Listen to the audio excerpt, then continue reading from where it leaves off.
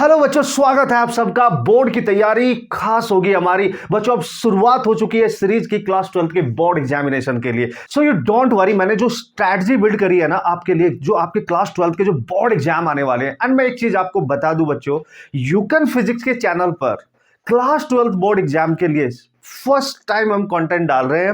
यानी first time हमने planning करी है कि हमें बोर्ड के जो बच्चे हैं, जो क्लास 12 के बोर्ड एग्जाम देने वाले हैं, यार वही कॉम्पिटेटिव एग्जाम देंगे, तो सबसे पहले उनकी बोर्ड एग्जाम की तैयारी बहुत खास होनी चाहिए, बहुत स्ट्रांग होनी चाहिए। And this is the very first time बच्चों, यूट्यूब चैनल पे यूकन फिजिक्स के हम से सीरीज लेके आ रहे हैं क्लास 12 बोर्ड एग्जाम के लिए।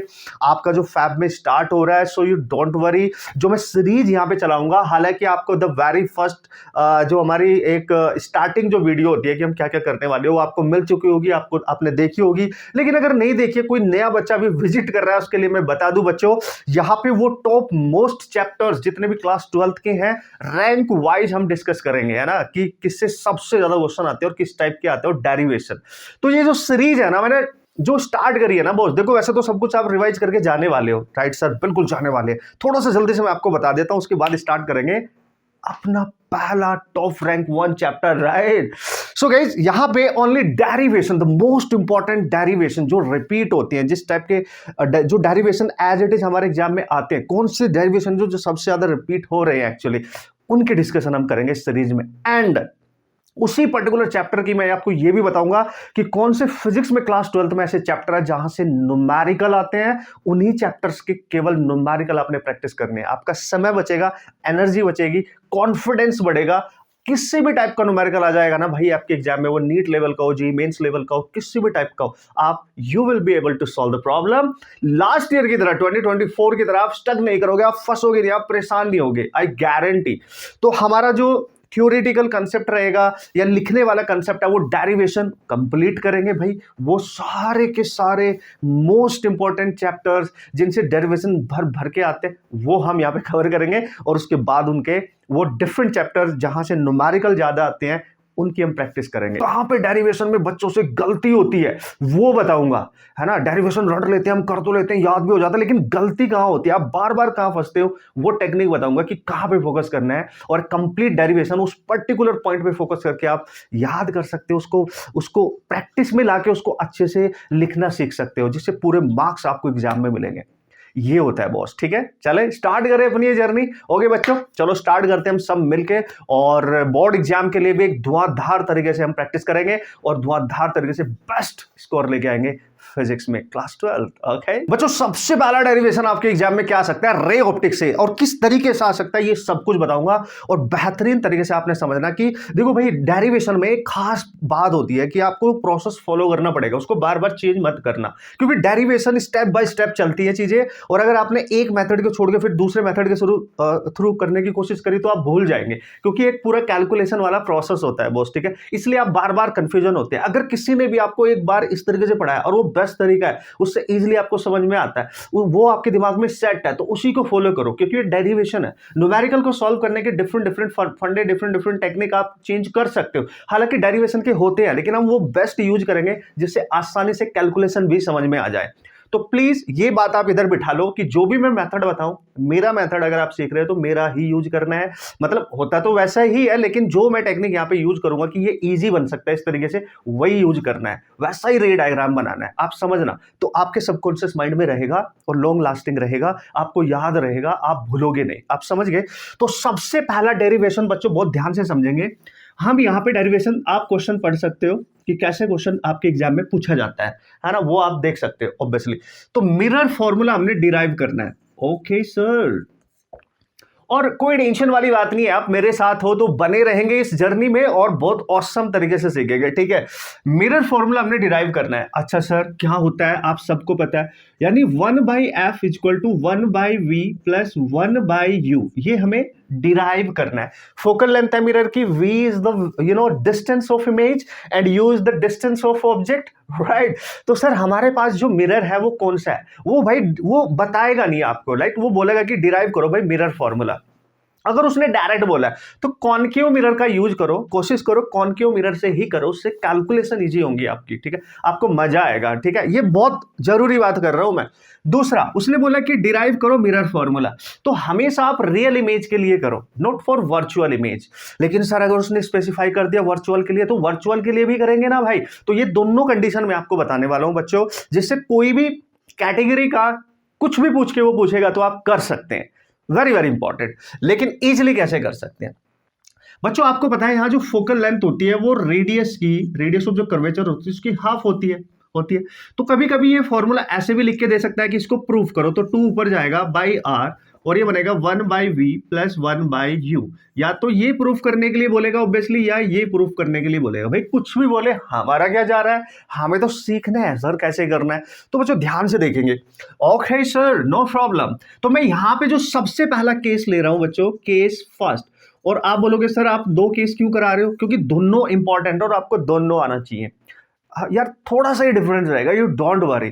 मतलब हमारे को अगर 4-5 नंबर मिल रहे हैं बढ़िया से भाई, तो हम क्यों ना करें, राइट। और ये क्वेश्चन चूंकि आते रहते हैं तो हम क्यों ना करें, और ज्यादा आते रहते हैं तो क्यों ना करें।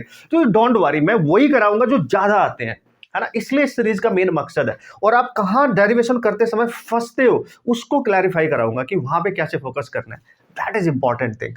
तो केस फर्स्ट में हम मानेंगे कि रियल इमेज है भाई, जो इमेज बन रही है, तो सर क्या वो बताएगा भाई। वो नहीं, अगर उसने कुछ भी नहीं बोला ना, उसने अपना मुंह बंद रखा कि just derive the mirror formula, right, spherical mirrors के लिए, तो भाई आपने ये पहला केस ही करना होता है, यही करना है, बिना सोचे समझे, कुछ नहीं कैलकुलेशन करने का। क्वेश्चन पढ़ा, फटाक से स्टार्ट हो जाना। लेकिन अगर उसने बोला कि नहीं भाई आपने एक वर्चुअल इमेज बनानी है, कॉनकेव मिरर की, वर्चुअल इमेज के लिए डिराइव करो, कंडीशन लो वर्चुअल इमेज, तो डोंट वरी, कराऊंगा, डोंट वरी। देखो अगर हम ये मान ले, तो बच्चों डायग्राम बहुत इंपॉर्टेंट होता है ऑप्टिक्स में, कि रे डायग्राम आपको क्लियर होना चाहिए। तो सबसे पहले मैं यहाँ पे रे डायग्राम बनाऊंगा, और डेरिवेशन में ना सारा खेल ही ये ना ऑप्टिक्स में खासकर ये रे डायग्राम का ही है। इसी को सीखो, इसी को बनाओ, इसी को याद करो, इसी की प्रैक्टिस करो, है ना। एग्जामिनर बहुत स्मार्ट होता है भाई तुम्हारे से, ठीक है। वो बिल्कुल उसको पता है कि मैंने कहाँ चेक करना है और बच्चे ने कहाँ पे गलती करी है, उसको 100% पता है, और उसकी नजर वहीं जाएंगी,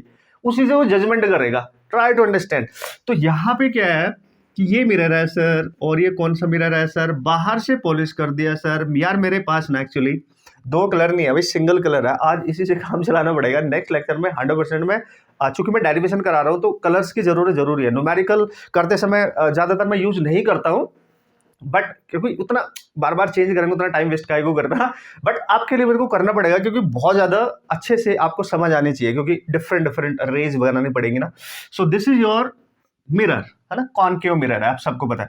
प्रिंसिपल एक्सिस बना लेंगे, बिल्कुल बनाएंगे sir. This is your principal axis, ठीक है boss, this is principal axis. And ये आपका यहाँ पे ऑब्वियसली पोल बन जाएगा। तो इसी को हम P दे सकते हैं नाम, ठीक है, P नाम दे दो भाई। देखो नाम वगैरह ये सब देना बहुत जरूरी है। तो इसको ना मैं थोड़ा आगे लिख लेता हूं बच्चों, दैट इज 2/r, है ना, जिससे मेरी कैलकुलेशन में मेरे को परेशान ना करे, ठीक है। देखो भाई ये पोल है ना, इसका फोकस कहीं यहां मान लो आपकी सर, यहां फोकस होगा, और उसका सेंटर ऑफ कर्वेचर कहीं यहां पे मान लो, आप समझना बात को। तो यहां पे सारा खेल ही है कि आप ऑब्जेक्ट कहां रख रहे हो और कौन से रे कंसिडर कर रहे हो। जो मैं यहां पे डेरिवेशन कराऊंगा इस बात का फोकस रखने का, नॉट ओनली कि आपने पूरे साल मेहनत करी, वहां से भी डेरिवेशन करे, बुक से करे, सर लोगों से किए, कहीं पे ट्यूशन करा, कोचिंग करी, वहां से किए, नहीं। आप जस्ट ये इमेजिन करो कि कौन से मेन फैक्टर है जिसपे मेरे को फोकस रखना है कंप्लीट डेरिवेशन पे कमांड करने के लिए। प्लीज उस पे आप फोकस करेंगे जो मैं बताऊंगा, ठीक है।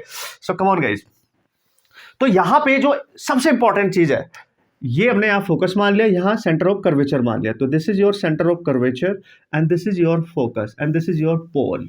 अंडरस्टूड सर, बिल्कुल सर।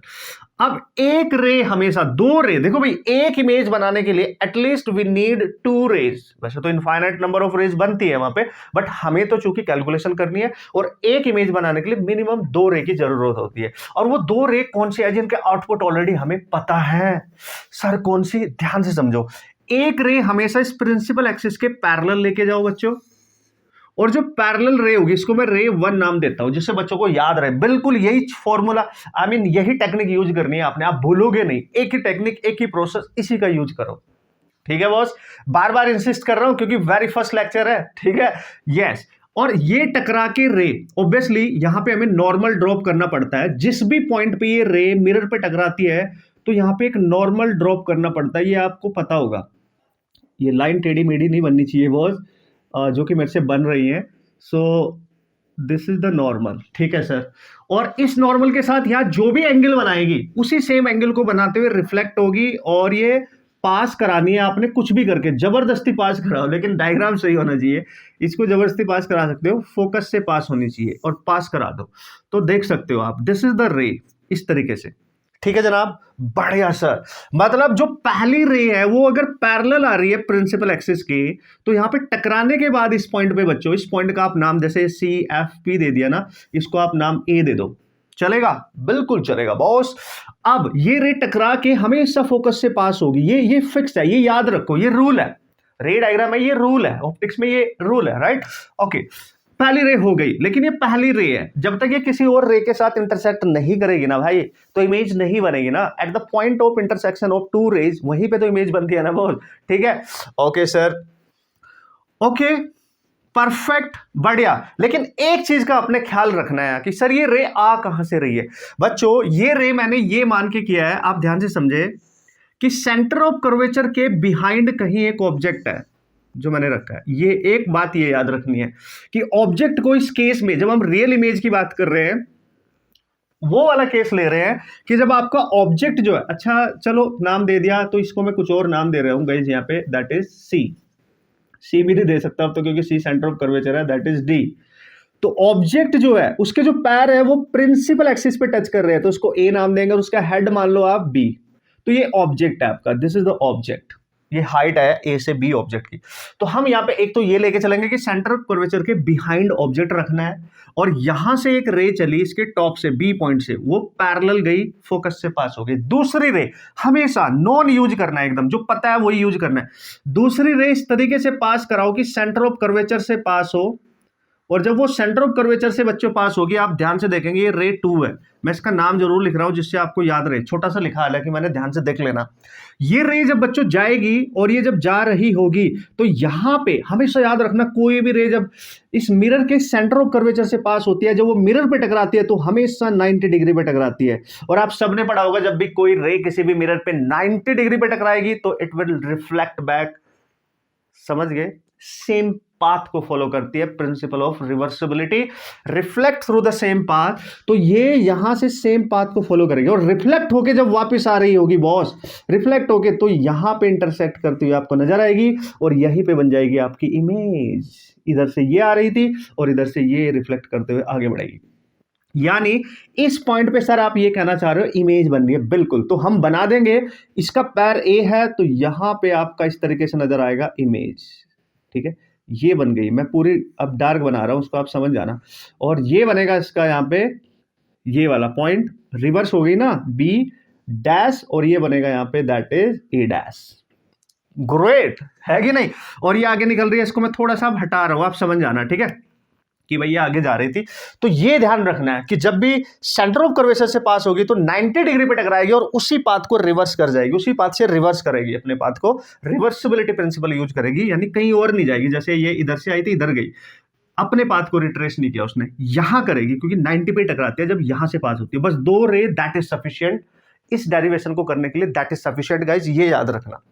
अब बच्चों ध्यान से देखो, अगर आप ध्यान से देख रहे होंगे, ऑब्जेक्ट जो है वो एक ट्रायंगल बना रहा है सी के साथ, है ना? सी की ये रे जो R2 रे है ना आपकी, थोड़ी और बड़ी लिखता हूं, ये वाली लाइन को मिलाते हुए जो देखो है, मैं इसको यहाँ पे, आप ध्यान से समझेंगे, यहां से रे डायग्राम डन सर। करेंगे कैसे? देखो, ऑब्जेक्ट जो है ए बी, उसके थ्रू ट्रायंगल देख लो, एक राइट एंगल, ये वाला ट्रायंगल है, मैं ये वाला ट्रायंगल यूज करूंगा, है ना? बहुत ध्यान से देखने का बॉस। और इसी के सिमिलर ट्रायंगल जो इसकी इमेज बना रही होगी इसी लाइन के साथ, ये वाला है देखो, इसी के सिमिलर ये वाला छोटे वाला, हम यहाँ सिमिलर ट्रायंगल ही तो यूज करेंगे, मेथड एक एक यूज करेंगे, फिर बेस्ट तरीके से आगे बढ़ेंगे। और जो मैं जैसे बताऊंगा वैसे ही आगे बढ़ोगे ना, तो गारंटी गारंटी गारंटी गारंटी आपको मिलेगी, चीजें 100% आपको आएंगी और आप भूलोगे नहीं। तो मतलब सर आप क्या कहना चाह रहे हो? तो ये डेरिवेशन प्रूफ करने के लिए ना भाई, ये याद रखो, तो हम यूज करेंगे यूजिंग क्या, सिमिलर ट्राइंगल, ट्राइंगल का आप नाम देख लो भाई, A B C and triangle क्या है, A dash B dash C, देख लो आप, है ना, दिस एंड दिस। तो सर कैसे, देखो भाई, इसकी जो हाइट है और इसकी जो हाइट है उनका रेशियो ले ले, या हाइट और बेस, और इसका हाइट और इसका बेस, है ना, उनका रेशियो, मतलब ये जो सिमिलर ट्रायंगल प्रॉपर्टीज है तो हर बच्चे को पता होगी, वो हम यहाँ पे यूज कर सकते हैं। तो मैं लिखूंगा A B, height of object divide में, व्हाट इज दैट, ऑब्जेक्ट की जो हाइट है और उसकी जो इमेज बनी है उसकी हाइट, इन दोनों का ratio, A dash B dash is equal to, अब जो चूंकि पहला ट्रायंगल ये लिया आपने तो उसी का बेस ले लो ए सी, फिर इसका ले लो ए डैश सी, तो हम लेंगे ए सी over A dash C. O yes, तो आप ए बी को देख सकते हो, that is the height of object and that is the height of image. इसको नहीं छेड़ना, इसको एज इट इज रखना है, इसको हम कुछ नहीं करेंगे, बस इनकी वैल्यू पुट अप करेंगे। और बच्चों आप सबको बता रहे, ऑप्टिक्स में साइन कन्वेंशन नाम की चिड़िया होती है, साइन कन्वेंशन चलता है, यानी इस मिरर के सामने, पोल से मिरर के सामने की साइड में जो भी डिस्टेंस आपने लेनी है वो नेगेटिव लेनी है, बिहाइंड जो डिस्टेंस होगी वो पॉजिटिव लेनी है, प्रिंसिपल एक्सिस के ऊपर की जो हाइट होगी वो पॉजिटिव और नीचे की जो हाइट होगी वो नेगेटिव लेनी है। इतना तो आप समझ ही जाएंगे, ये हमें आता है सर, हाँ बिल्कुल, मैं चाहता हूं कि ये पता होना चाहिए। तो बच्चों ए बी ओवर हम लिखेंगे A dash B dash equal to, A C की वैल्यू देखते हैं कितनी है, ए से सी तक, यानी ए से सी तक ये वैल्यू देखो आप कितनी है। अगर आप बहुत ध्यान से देख पा रहे होंगे, पी से यानी पोल से डिस्टेंस का मेजरमेंट किया जाता है और ये इसका फोकस है, तो P से F तक की जो डिस्टेंस होती है उसको फोकल लेंथ कहते हैं। गाइज मैं यार लिख नहीं रहा हूं लेकिन आपको पता होना चाहिए। और P से सेंटर ऑफ कर्वेचर तक की डिस्टेंस R होती है, यानी यहां तक, यानी मैं यहां अगर लिख दूं PF की जो लेंथ है वो फोकल लेंथ होती है और P से C तक की लेंथ रेडियस ऑफ कर्वेचर होती है, और P से A तक चूंकि ऑब्जेक्ट की पोजीशन है तो P से A तक ऑब्जेक्ट की पोजीशन U है, और जहां इमेज बन रही है वो भी लिख लेते हैं, P से A डैश, तो P से A डैश आ जाएगा आपका V। बस ये पता होना चाहिए ये है, और इनका साइन के साथ पुट करना है, सारी वैल्यू मिरर के सामने है तो नेगेटिव होगी ना भाई। तो देखो ए से सी तक देखते हैं, केवल इतनी डिस्टेंस, तो भाई ये कैसे पता चलेगा, ए से सी अगर मैं निकालूं, बच्चों आप ध्यान से देखेंगे, ए से सी, तो पी से ए की डिस्टेंस में से माइनस कर दो पी से सी तक, तो P से C तक, और जब भी आप ये वैल्यू पुट करोगे तो विद साइन करना है, विद साइन, बिल्कुल सर। तो A C की जगह हम लिखेंगे बच्चों, यहां पे देख लो PA, यानी हम लिखेंगे PA minus PC over that is A dash C। बने रहना, आप देखते जाओ आप कहां पे गलती होती है, कैसे सॉल्व करना है। एक डेरिवेशन स्टार्टिंग का अगर समझ गए तो आगे इतना ज्यादा आपको कॉम्प्लेक्स होने की जरूरत नहीं पड़ेगी, बिल्कुल हैबिचुअल हो जाओगे भाई बहुत मजे के साथ। देखो तो यहां पे PA की वैल्यू देखो, P से A तक, P से A तक डिस्टेंस ऑफ ऑब्जेक्ट, और चूंकि मिरर के सामने तो माइनस, फिर माइनस ये वाला, P से C तक, P से C distance of centre of curvature that is the radius R, और वो भी माइनस, तो माइनस सर बिल्कुल, डिवाइड में A डैश C, तो A डैश C अगर ये वैल्यू चाहिए यहां से यहां तक केवल, तो भाई ये कैसे मिलेगी सर A डैश C, बच्चों P से C में से P से A डैश सब्ट्रैक्ट करना पड़ेगा, यानी P से C यानी R है, ये माइनस भी लेना पड़ेगा, और माइनस P से A डैश, और P से A डैश क्या है V, और इसको भी माइनस V लेना पड़ेगा। आई थिंक आप यहां लिख देता हूं मैं, so that is A dash C को निकालने के लिए PC माइनस PA डैश, बस बाकी सारी वैल्यू लिखी हुई है, with sign convention we have to put. तो बच्चों ये आ जाएगा AB over A dash B dash is equal to R minus, देखो माइनस माइनस प्लस और माइनस U, इसको मैंने पहले लिख दिया, फिर ये वाला प्लस हो जाएगा तो V minus R। This is your first equation. बस इसी तरीके से आप सेकंड इक्वेशन बना लेंगे यार, फिर कोई टेंशन वाली बात नहीं है। आपने रे डायग्राम पे फोकस करना है, सिमिलर ट्रायंगल प्रॉपर्टी यूज करनी है, हो जाएगा। साइन कन्वेंशन का थोड़ा सा ख्याल रखना है, हो जाएगा। ओके कैसे, एक इक्वेशन बन गई। अब हमारे को इसकी वैल्यू भी निकालनी पड़ेगी। सर आ तो गई है लेकिन इसको हटाना पड़ेगा ना, हमें तो फोकल लेंथ और डिस्टेंस ही है, चलो ये दिख रही है इसमें यू वी आर में यहाँ पे फोकल लेंथ, लेकिन ये तो हटाना पड़ेगा ना। तो सर अब क्या करें, अब बच्चों देखो ये जो इमेज है फोकस के साथ भी एक ट्रायंगल बना रही है, आप देखो ध्यान से, ये वाला इसको मैं डॉट डॉट डॉट करूंगा जिससे आपको अलग रहे याद, फोकस वाली लाइन के साथ, है ना, ये एक ट्रायंगल, और इसके सिमिलर ट्रायंगल क्या होगा, ये रे जो यहां तक बना रही है और यहां से मैं एक परपेंडिकुलर ड्रॉप कर रहा हूं बच्चों, और ये वाला ट्रायंगल की मैं बात कर रहा हूं ये, और इस पॉइंट को मैं यहाँ m ले सकता हूं, ठीक है, ये वाला ट्रायंगल की बात कर रहा हूं बॉस। तो this is again the similar triangle, और जिसका मैं यूज करूंगा इस क्वेश्चन को बनाने के लिए, इसको सॉल्व करने के लिए। Done, yes. अच्छा सर क्या करेंगे आप, कैसे करेंगे, कोई टेंशन नहीं लेने का, आप बस देखते जाओ। इन दोनों ट्रायंगल में हम यूज करेंगे, बस एक चीज का ख्याल रखना, M और P बहुत क्लोज होते हैं फॉर वेरी स्मॉल, जो स्मॉल मिरर होता है ना स्फेरिकल, उसके लिए हम मान के चलेंगे M P की जगह ही है, मतलब ये बहुत क्लोज होते हैं, यानी M और एंड P जो है ना, they are very close, they are very close. तो अगर ये बहुत क्लोज है ना बच्चों एक दूसरे के साथ, है ना, समझना, सो दे आर वेरी क्लोज, तो हम ये मानेंगे कि ये जो डिस्टेंस है ये नेग्लिजिबल है, तो हम डी एम लिखें या डी पी लिखें, एक ही बात हम मान के चलेंगे। तो डी एम ऑलमोस्ट इक्वल मानेंगे हम डी पी के। तो एफ से पी तक की डिस्टेंस लेनी है हमने, अल्टीमेटली एफ से पी तक की डिस्टेंस लेनी है, क्योंकि ये वैल्यू जो है ये लगभग आप इक्वल मान के चलेंगे इसमें। नो, ये मैंने क्या लिखा, वेरी क्लोज है, नेग्लिजिबल है, तो यहां पे लिखूंगा मैं एफ से एम, है ना, एफ से एम लिखूं या एफ से पी लिखूं, एफ से पी लिखूं, बस ये ध्यान रखना है ना?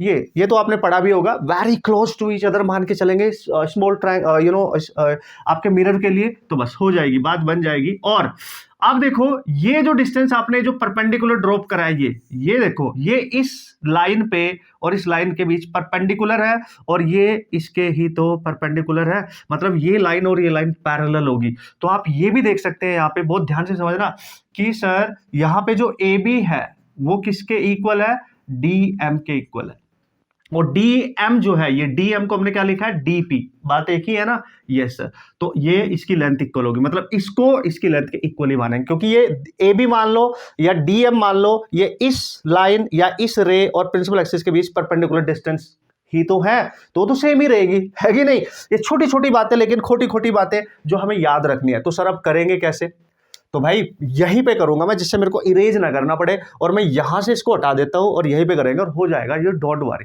आराम से कर लेंगे। बस पहला डेरिवेशन है, थोड़ा सा पेशेंस रखना पड़ेगा, लेकिन गलती कहां होती है, किस चीज पे फोकस करना है, वो सब कुछ सीख रहे हैं हम। ओके बच्चों, ध्यान से देख लेना, बस थोड़ा सा टाइम और दो और फिर उड़ा डालेंगे सर। डायग्राम समझ में आ गया, तो ये तो बेसिक मैथमेटिक्स कैलकुलेशन होते हैं, इसको डोंट वरी। सो अब हम यूज करेंगे यूजिंग, ये लिख लिया करो, क्योंकि एग्जाम में लिखना जरूरी है कि आप यूज क्या कर रहे हो, क्योंकि आप बोर्ड एग्जाम की तैयारी कर रहे हो, वहां पे लिखने पे ही मार्क्स मिलते हैं। नहीं लिखोगे तो किसी भी एग्जामिनर को, तुम्हें नहीं पता कि तुम्हारे दिमाग में क्या चल रहा है, कितने इंटेलिजेंट हो आप, उनको नहीं पता है भाई। जो बच्चा जितना बेस्ट तरीके से याद करके प्रैक्टिस करके व्हाटएवर वो जाएगा और वो लिख के आएगा बेस्ट वे में, ब्यूटीफुल तरीके से, उसको मार्क्स मिलने वाले हैं, क्योंकि बोर्ड एग्जाम है। समझ गए, ध्यान रखा करो। सो यूजिंग सिमिलर ट्राइंगल्स, क्या है सर, देखो भाई हम यूज करेंगे A dash F B dash या A dash B dash F, A dash B dash F, ठीक है, एंड ये वाला D F M, and triangle use करेंगे डी एफ एम। बिल्कुल सही है सर, मतलब सही बोल रहे हो आप, बिल्कुल सही बोल रहे हैं। तो ये बड़ा ये छोटा, तो इसको देखेंगे, इसकी हाइट कितनी है, डी एम, तो मैं लिखूंगा हाइट का रेशियो दोनों का, तो डी एम, मैं हाइट का रेशियो ले रहा हूं, हाइट टू बेस नहीं, डी एम, और इसकी हाइट क्या है, ए डैश बी डैश, पहले बड़े वाले की फिर छोटे वाले की, ठीक है, फिर बेस देखो उसका एफ एम है, F M radio F M नहीं बॉस, ठीक है। सो ये एफ एम है, और इसका कितना है, ए डैश एफ, तो this is a dash F. और मैंने अभी बताया जो एफ एम है, ये वाला एफ एम, ये इक्विवेलेंट होगा एफ पी के, मैंने अभी बताया आपको एफ एम एफ पी, तो एफ पी तक ले लेंगे हम, तो हम इसको लिख सकते हैं एफ पी और ए dash F, A dash F. अब बच्चों मैंने ये भी बताया आपको, जो डीएम है आपका, डीएम यानी ये वाली जो हाइट है, डीएम वाली जो हाइट है, ठीक है, वो किसके इक्वल है, ए बी के, तो डीएम की जगह हम ए बी लिख सकते हैं, तो no problem sir, A B over A dash B dash. देखो ये वाली साइड मिल गई ना एज इट इज, यस। अभी किसकी इक्वल आई, देखो एफ पी, यानी पी से लेके एफ तक की डिस्टेंस, वो तो हमें पता है, ए से पी से एफ तक की डिस्टेंस क्या होती है, कहाँ लिखा मैंने, पी से एफ, ये क्या लिखा मैंने, A note A, that is P, हाँ पी, पोल से फोकस तक की डिस्टेंस है ना भाई, फोकल लेंथ, और चूंकि मिरर के सामने है तो माइनस एफ लिखेंगे बच्चों, डिवाइड में ए डैश एफ क्या है, ए डैश एफ, यानी इतनी सी डिस्टेंस निकालनी है, तो इतनी डिस्टेंस कैसे निकालोगे, पी से ए डैश तक और पी से एफ तक, तो हम निकालेंगे P A dash minus P F, तो यहां पे आ गया माइनस एफ, और डिवाइड में क्या आ गया गाइस, तो that is P A dash, यानी पी से ए डैश की वैल्यू तो इमेज की डिस्टेंस होगी ना भाई, वी, और लेकिन माइनस क्योंकि सामने है, और माइनस पी एफ, पी से एफ तक अभी लिखा फोकल लेंथ, तो that is minus F. Cool. और यहां से अगर मैं यहां लिखूं इसको A B over A dash B dash, तो ये बच्चों आ गया minus F over F minus plus हो जाएगा और minus V. This is your second equation. Oh great, yes sir, ये तो आ गया, सेकेंड इक्वेशन बन गई। यस, तो बच्चों आप देख सकते हो इसका लेफ्ट हैंड साइड, इसका लेफ्ट हैंड साइड है ना, ये ए बी की value A B over the A dash B dash है, ये भी A B over the A dash B dash है, तो दोनों को इक्वल कर सकते हो, इनको इक्वेट कर दो, बात बन जाएगी ना यार भाई। तो सर इक्वेट कैसे करेंगे? तो मैं यहां पे क्या कर रहा हूं बॉस, यहीं पे करूंगा, मैं कोशिश करूंगा मैं इसको यहीं पे करूं, ठीक है। तो लेट्स सी, तो अब जस्ट इसको थोड़ा सा सॉल्व करने का, कैसे सर? जब इसकी जगह हम यहां पे पुट करेंगे तो यह आएगा minus F over F minus V is equal to, यहां पे आएगा R minus U over that is V minus R. Yes, तो यार अभी समझ रहे हैं, दैट्स वाई हम कहां पे फोकस करना है, वो चीज हमें दिख रही है। जब आपकी बेहतरीन प्रैक्टिस होगी आप फास्ट करेंगे क्वेश्चन को, ठीक है। अब क्या करेंगे सर? देखो भाई, ये आर जो है ना, आर की वैल्यू ऑलरेडी हमें पता है, ये फोकल लेंथ की डबल होती है, रेडियस ऑफ कर्वेचर, वो बाद में हम देख लेंगे। तो आप इसको क्रॉस मल्टीप्लाई करो, इसका इसमें मल्टीप्लाई करो, इसका इसमें, ठीक है। इसका इसमें मल्टीप्लाई करोगे बच्चों तो एफ इन दोनों में मल्टीप्लाई होगा, माइनस एफ वी और minus F plus plus F R और इक्वल टू, जब इन दोनों का आपस में मल्टीप्लाई करोगे तो ये इसमें भी टू टर्म्स है, इसमें भी, तो पहले एफ का इन दोनों में करो तो आएगा F R minus F U, फिर v का इन दोनों में करो माइनस वी आर, फिर plus U V. I think यही आ रहा है। तो देखो आप एफ आर इधर इधर पॉजिटिव है, कैंसिल हो जाएगा, और बच्चों आप क्या करने वाले हैं यहाँ पे, यू वी को छोड़ के बाकी सब इधर लेके आओ, तो ये एफ वी है और ये वाला इधर आके पॉजिटिव हो जाएगा और ये वाला भी इधर आके पॉजिटिव होगा, तो हम लिखेंगे minus F V and plus F U और प्लस वी आर और इधर बचेगा यू वी। ऐसे ही करना, ध्यान से समझना, इजी कैलकुलेशन के लिए बता रहा हूं मैं। अभी जो आर की वैल्यू अब पुट करेंगे हम, तो minus F V plus F U plus V और आर होता है 2f, आप सबको पता है, डबल ऑफ फोकल लेंथ, और ये बन गया 2fv और ये एक माइनस एफ वी, तो एफ वी पॉजिटिव में बच गया, तो this is F V plus F U. Best तरीका है बोस, कैलकुलेशन में नहीं फंसने दूंगा, डोंट वरी। यहां से फोकल लेंथ कॉमन ले लेते हैं, तो v plus U equal to U V. Great, हमें 1/f चाहिए, तो ये u v इन दोनों के नीचे लेके आओ, इसको इधर लेके जाओ, तो u plus v plus you that is u v और यहां आ जाएगा 1/f। तो धरती के चांद सितारों, very clear, this is very clear.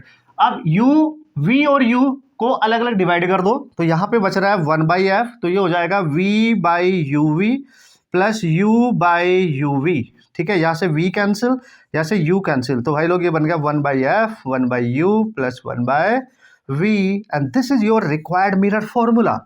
Very important, that is the relationship between f, u and v and this is how you can solve easily man। अभी मैं समझा रहा हूं ना, जिसे हर बच्चे को पता चले, उसको रटना ना पड़े यार बहुत ज्यादा, राइट। कुछ ऐसे डेरिवेशन जो आपको बहुत शिद्दत के साथ आने चाहिए, बहुत प्यार से, इसलिए मैंने कुछ मिटाया नहीं यहाँ पे, तो साथ में रखा, आप ध्यान से देख ले इसको प्लीज, ऐसे ही कर रहे हैं आप, वरना आप यहाँ कैलकुलेशन में फंस सकते हैं। And most of the student यहाँ कैलकुलेशन फंसते हैं, वो क्या करते हैं मैं बता दूं।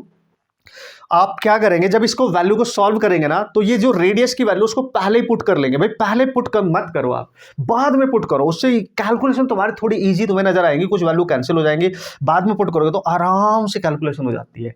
और यही वाला केस यूज करना है, एक ray parallel to the principal axis focus से पास होनी चाहिए, और दूसरी रे जो है आपके पास वो आपकी सेंटर ऑफ कर्वेचर से पास होनी चाहिए, और वो वाला जो डायग्राम बनेगा उसका यूज करना है, क्योंकि उससे कैलकुलेशन इजी होंगी आपकी और आप इजीली सॉल्व कर सकते हैं। And you have to remember while putting the value of distance of object, distance of image, focal length, radius of curvature, sign का ख्याल रखना है। मिरर के सामने जितनी भी डिस्टेंस होगी पोल से देखने पर वो सब नेगेटिव, उसके बिहाइंड होती तो पॉजिटिव, मिरर से ऊपर की वैल्यू लेनी होती तो पॉजिटिव, सॉरी प्रिंसिपल एक्सिस, और उसके डाउन लेनी है तो नेगेटिव। ये हमें पढ़ते हैं, पूरे साल पढ़ते हैं, तो याद रख लेंगे ना भाई, ठीक है। और बच्चों अगर आपने यहाँ पे रेडियस ऑफ कर्वेचर वाला फॉर्मूला, तो एफ आपको पता है 2r होता है, r/2 होता है, तो 2 ऊपर चला जाएगा, वो आप बना लेंगे, उसमें तो कोई प्रॉब्लम वाली बात ही नहीं है। यस सर, बिल्कुल भी आप जो बोल रहे हो सही बोल रहे हो, बिल्कुल कोई प्रॉब्लम की बात है ही नहीं बॉस। हो गया आपका मिरर फॉर्मूला, केस फर्स्ट। अब अगर उसने गलती से स्पेसिफाई कर दिया, फिर हम फंस जाएंगे बॉस। अगर किसी भी बोर्ड एग्जाम में उस एग्जामिनर ने स्पेसिफाई करा कि ये नहीं बोला कि भाई मिरर फॉर्मूला डिराइव करो, तो हमने कर लिया। लेकिन अगर बोल दिया कि मिरर फॉर्मूला डिराइव करो for concave mirror and for virtual image, तो आप सबको पता है 10वीं क्लास से पढ़ रहे हो, कॉन्केव मिरर के केस में एकमात्र केस होता है जब वो वर्चुअल इमेज बनाता है, जब आपका ऑब्जेक्ट आपके फोकस और पोल के बीच में होता है। समझ गए? क्योंकि फोकस पे रखोगे तो इन्फिनिटी पे इमेज बना देगा, फोकस और पोल के बीच में रखोगे तो बिहाइंड द मिरर इमेज बनती है, इरेक्ट बनती है, वर्चुअल बनती है। उसको भी देख लेते हैं। बने रहना, आप टेंशन नहीं लेने का, ये सीरीज कमाल करेगी आपके लिए। इतना सा टाइम इन्वेस्ट करो, होगा। और वही डेरिवेशन जो सबसे ज्यादा बार रिपीट हुए वही करूंगा और बहुत इजी तरीके से समझाऊंगा। समझते जाना कहां पे गलती हो सकती है, डायग्राम को कैसे अंडरस्टैंड करना। बच्चों एक चीज मैं आपको बता दूं, डायग्राम को बिल्कुल हल्के में मत लेना। शिद्दत के साथ एग्जामिनर को एक तरीके से पटाने के लिए, एग्जामिनर को एक तरीके से अपना बनाने के लिए, ठीक है, आप डायग्राम इतना बेस्ट बनाओ ना, आपको पता होना चाहिए, उसका फर्स्ट इंप्रेशन आपको जाने वाला है कि बच्चे की जो राइटिंग है, बच्चा जो लिख रहा है, बच्चा जो कर रहा है, बच्चा जो ड्रॉ कर रहा है, वो क्या कर रहा है ना, वो देखेगा, जज करेगा आपको, तब जाके उसकी मार्किंग जो चलेगी उसके अकॉर्डिंग आगे बढ़ती है भाई। हाँ, ऐसा नहीं है कि हर कुछ लिख के आओगे, आपको डायग्राम से स्टार्ट करना है, बेहतरीन लिखना, फिर धीरे धीरे अपनी कैलकुलेशन, फिर आपकी राइटिंग थोड़ी डिस्टर्ब भी होगी तो चलेगा, it's okay, right. But diagram जब क्लियर रहेगा ना उसके माइंड में, तो उसको पता है कि बच्चे ने अच्छे से प्रैक्टिस करी है भाई, बढ़िया से कैलकुलेशन करी है, तो फिर बेस्ट मार्क्स मिलेंगे। उसके पास आपके मार्क्स काटने का कोई मतलब एक तरीके से ऑप्शन ही नहीं रहेगा। सो रफली मत बनाया करो। Most of the student diagram rough बना के आते हैं और सबसे बड़ी मिस्टेक यही हो जाती है, ये नहीं करना है। चले केस 2 के पास। ओके बच्चों, केस 2 की बात कर लेते हैं और टेंशन नहीं लेने का। मैंने यहाँ पे लिख दिया है कि अगर आपकी कॉन्केव मिरर के थ्रू इमेज वर्चुअल बन रही है तो क्या करेंगे बॉस? अच्छा सर, मतलब दोनों ही करने पड़ेंगे क्या? मतलब एक नहीं हो रहा, मतलब हमारे से दोनों ही करने पड़ेंगे? टेंशन नहीं लेने का। देखो यार, कुछ पता नहीं होता एग्जामिनर का वो क्वेश्चन कैसे डिजाइन करके देगा, ठीक है। अगर ऑप्शन आ गया इस क्वेश्चन के साथ तो कोई टेंशन ही नहीं है, आपको जो बेस्ट आता होगा वो अपने ऑप्शन के अकॉर्डिंग चूज करना है। लेकिन अगर उसने ना ये स्पेसिफाई कर दिया ना कि स्फेरिकल मिरर के थ्रू, कॉन्केव स्फेरिकल मिरर के थ्रू जो इमेज बन रही है वो वर्चुअल है, फिर वो पहले वाला केस आप नहीं बना सकते, क्योंकि वो रियल इमेज का था। क्योंकि उसमें आपने देखा होगा इमेज प्रिंसिपल एक्सिस के डाउन बन रही थी, मतलब sir inverted image, real image बन रही थी। और जब इमेज आपकी मिरर के सामने बनती है ना तो वो इन्वर्टेड बनेगी और रियल होगी हमेशा। समझ गए? यस। लेकिन अगर उसने स्पेसिफाई किया कि वर्चुअल है जी, वर्चुअल है जी, वर्चुअल है बॉस, तो भाई हम फंस जाएंगे। तो हमें ये वर्चुअल वाला केस कर लेते हैं यार, है ना, करके जाना। लेकिन अगर उसने कुछ भी नहीं बोला तो टेंशन फ्री, फिर आपने चूज करना आप किससे करके आने वाले हो। यानी पहले वाले को करके आ जाओ या इसको करके आ जाओ, फिर आप किसी से भी कर सकते हो, क्योंकि मिरर फॉर्मूला तो हर कंडीशन में सबके लिए, मिरर कोई भी हो, कॉन्वेक्स हो, कॉनकेव हो, सबके लिए मिरर फॉर्मूला सेम ही रहता है, ठीक है, वो तो सेम ही यूज होगा। अब बच्चों मैंने यहाँ डायग्राम बना रखा है, ध्यान से देखेंगे। मिरर बना लिया, पोल लिख दिया, ये फोकस ले लिया, ये आपका सेंटर ऑफ कर्वेचर ले लिया, और इनकी डिस्टेंस आप सबको पता है, मैं लिखूंगा नहीं यहाँ पे, आप लिखेंगे जब आप वहां पे एग्जाम में बनाएंगे, आप जरूर लिखेंगे। पोल से फोकस तक की डिस्टेंस फोकल लेंथ एफ होती है, पोल से सेंटर ऑफ कर्वेचर तक की distance radius of curvature that is R होती है, ये आप सबको पता है। और जहां ऑब्जेक्ट रखा है, देखो ये फोकस है, ये पोल, उनके बीच में कहीं मैंने ऑब्जेक्ट रखा है, A B object, A B height का। 2 रे ले ली है, मैंने आपको बताया था, एक रे वो लो जो फोकस से पास हो, एक रे वो लो जो सेंटर ऑफ कर्वेचर से पास हो। इजी तरीका, इजी और बेस्ट तरीका, ठीक है। तो सबसे पहली रे हम क्या करने वाले हैं बच्चों, वो रे ले लेते हैं। पहले तो ये ले लो सेंटर ऑफ कर्वेचर वाली, ठीक है, आपको पता चल जाएगा। तो यहां से इस तरीके से रे मिरर पे टकरानी चाहिए कि, क्योंकि वो 90 डिग्री पे टकराए, देखो ऐसे, है ना, बिल्कुल ध्यान से समझने का, ठीक है सर, 90 डिग्री पे ऐसे। जब वो इस तरह जाएगी ना बॉस, तो जब वो टकराएगी, यहां पे टकराए, और तो वो वापस आएगी टकरा के। क्यों सर, वापस क्यों? क्योंकि 90 डिग्री पे टकरा रही है ना, अभी बताया था। तो वो अपने पाथ को रिट्रेस करेगी, और रिट्रेस करते हुए जब वापस जाएगी बच्चों, तो वो कहां से पास होनी चाहिए? Centre of. थोड़ा सा टेढ़ा मेढ़ा बन सकता है, क्योंकि दोबारा बना लेते हैं, चलो ठीक है। तो ये जो रे होगी जब वो यहां से पास होगी, देख लो, क्योंकि ये वापस आ रही है, ये और वापस आते समय सेंटर ऑफ कर्वेचर से ही पास होगी। समझ गए गाइस? Very very important. तो ये रे टकरा के जब यहां से, पहली रे है ये रे 1, तो यहां से जब आ रही है तो ये सेंटर ऑफ कर्वेचर से पास हो रही है गाइस। ये मेरे से बिल्कुल स्ट्रेट नहीं बन रहा है, तो 1 मोर ट्राई। यस, अब बन गया, ठीक है, नॉट बैड। दूसरी जो रे होगी बच्चों, यहीं से वो बिल्कुल पैरेलल लेनी है प्रिंसिपल एक्सिस के, यानी ऐसे। तो जब ये पैरेलल रे लेंगे हम दूसरी वाली, तो हमें पता है यहां से टकरा के फोकस से पास होगी, तो भाई फोकस से पास करा दो ना। अब आप देख लो, आप अपनी आंखों से देखो कि ये जो रे है ये चली जा रही है, चली जा रही है, इधर से ये भी चली जा रही है, क्या ये कभी मिलेंगी? कभी यहाँ पे इंटरसेक्ट करेंगी? इस डायरेक्शन में चली जा रही है, इनके बीच में एक गैप बन गया, ये पैरेलल सी हो गई है, कभी नहीं मिल पाएंगे इधर ये, तो इमेज नहीं बना पाएंगे ना भाई। तो हमें तो इमेज बनानी है, तो हमें ये देखा गया कि यार इमेज ना इस पर्दे के पीछे बन रही थी, मिरर के पीछे बनने लगी थी इमेज। अच्छा सर, मतलब ऐसे? बिल्कुल ऐसे। तो अगर मैं ध्यान से देखूं, जब ये मिरर यहां से मिरर से टकरा के वापस आ रही है इधर से वापस, तो हमें ऐसे नहीं लगेगा कहीं पीछे से आ रही है, तो हम इसको पीछे एक्सटेंड कर देंगे ऐसे। इसको बहुत ध्यान से एक्सटेंड करने का और बहुत ध्यान से बनाने का, चूंकि रे आगे फ्रंट पे तो नहीं बनेगी, तो इसको हमने एक्सटेंड कर दिया भाई। और इधर से ये वाली जो रे थी, जो आपकी ये पैरेलल से टकरा के यहां से आ रही है, तो ऐसा लग रहा है भाई पीछे से आ रही है, तो पीछे से इसको एक्सटेंड करेंगे, और जहां पे ये इंटरसेक्ट कर जाए, पीछे तो इंटरसेक्ट करेंगे 100%। तो गाइस ऐसा ये दोनों रे, ये देखो R1 है, ये R2 है, इसको भी पीछे एक्सटेंड किया, इसको भी, तो यहां पे इंटरसेक्ट कर रही है, जहां इंटरसेक्ट कर रही है प्रिंसिपल एक्सिस से इसको मिला दो। मिला दिया सर। और ये जो बना, इधर है B, तो ये बनेगा B डैश, और ये बनेगा आपका A डैश, तो ये बनेगी इमेज। और पीछे एक्सटेंड करने से ये इमेज बन चुकी है आपकी बच्चों, तो दिस इज योर इमेज।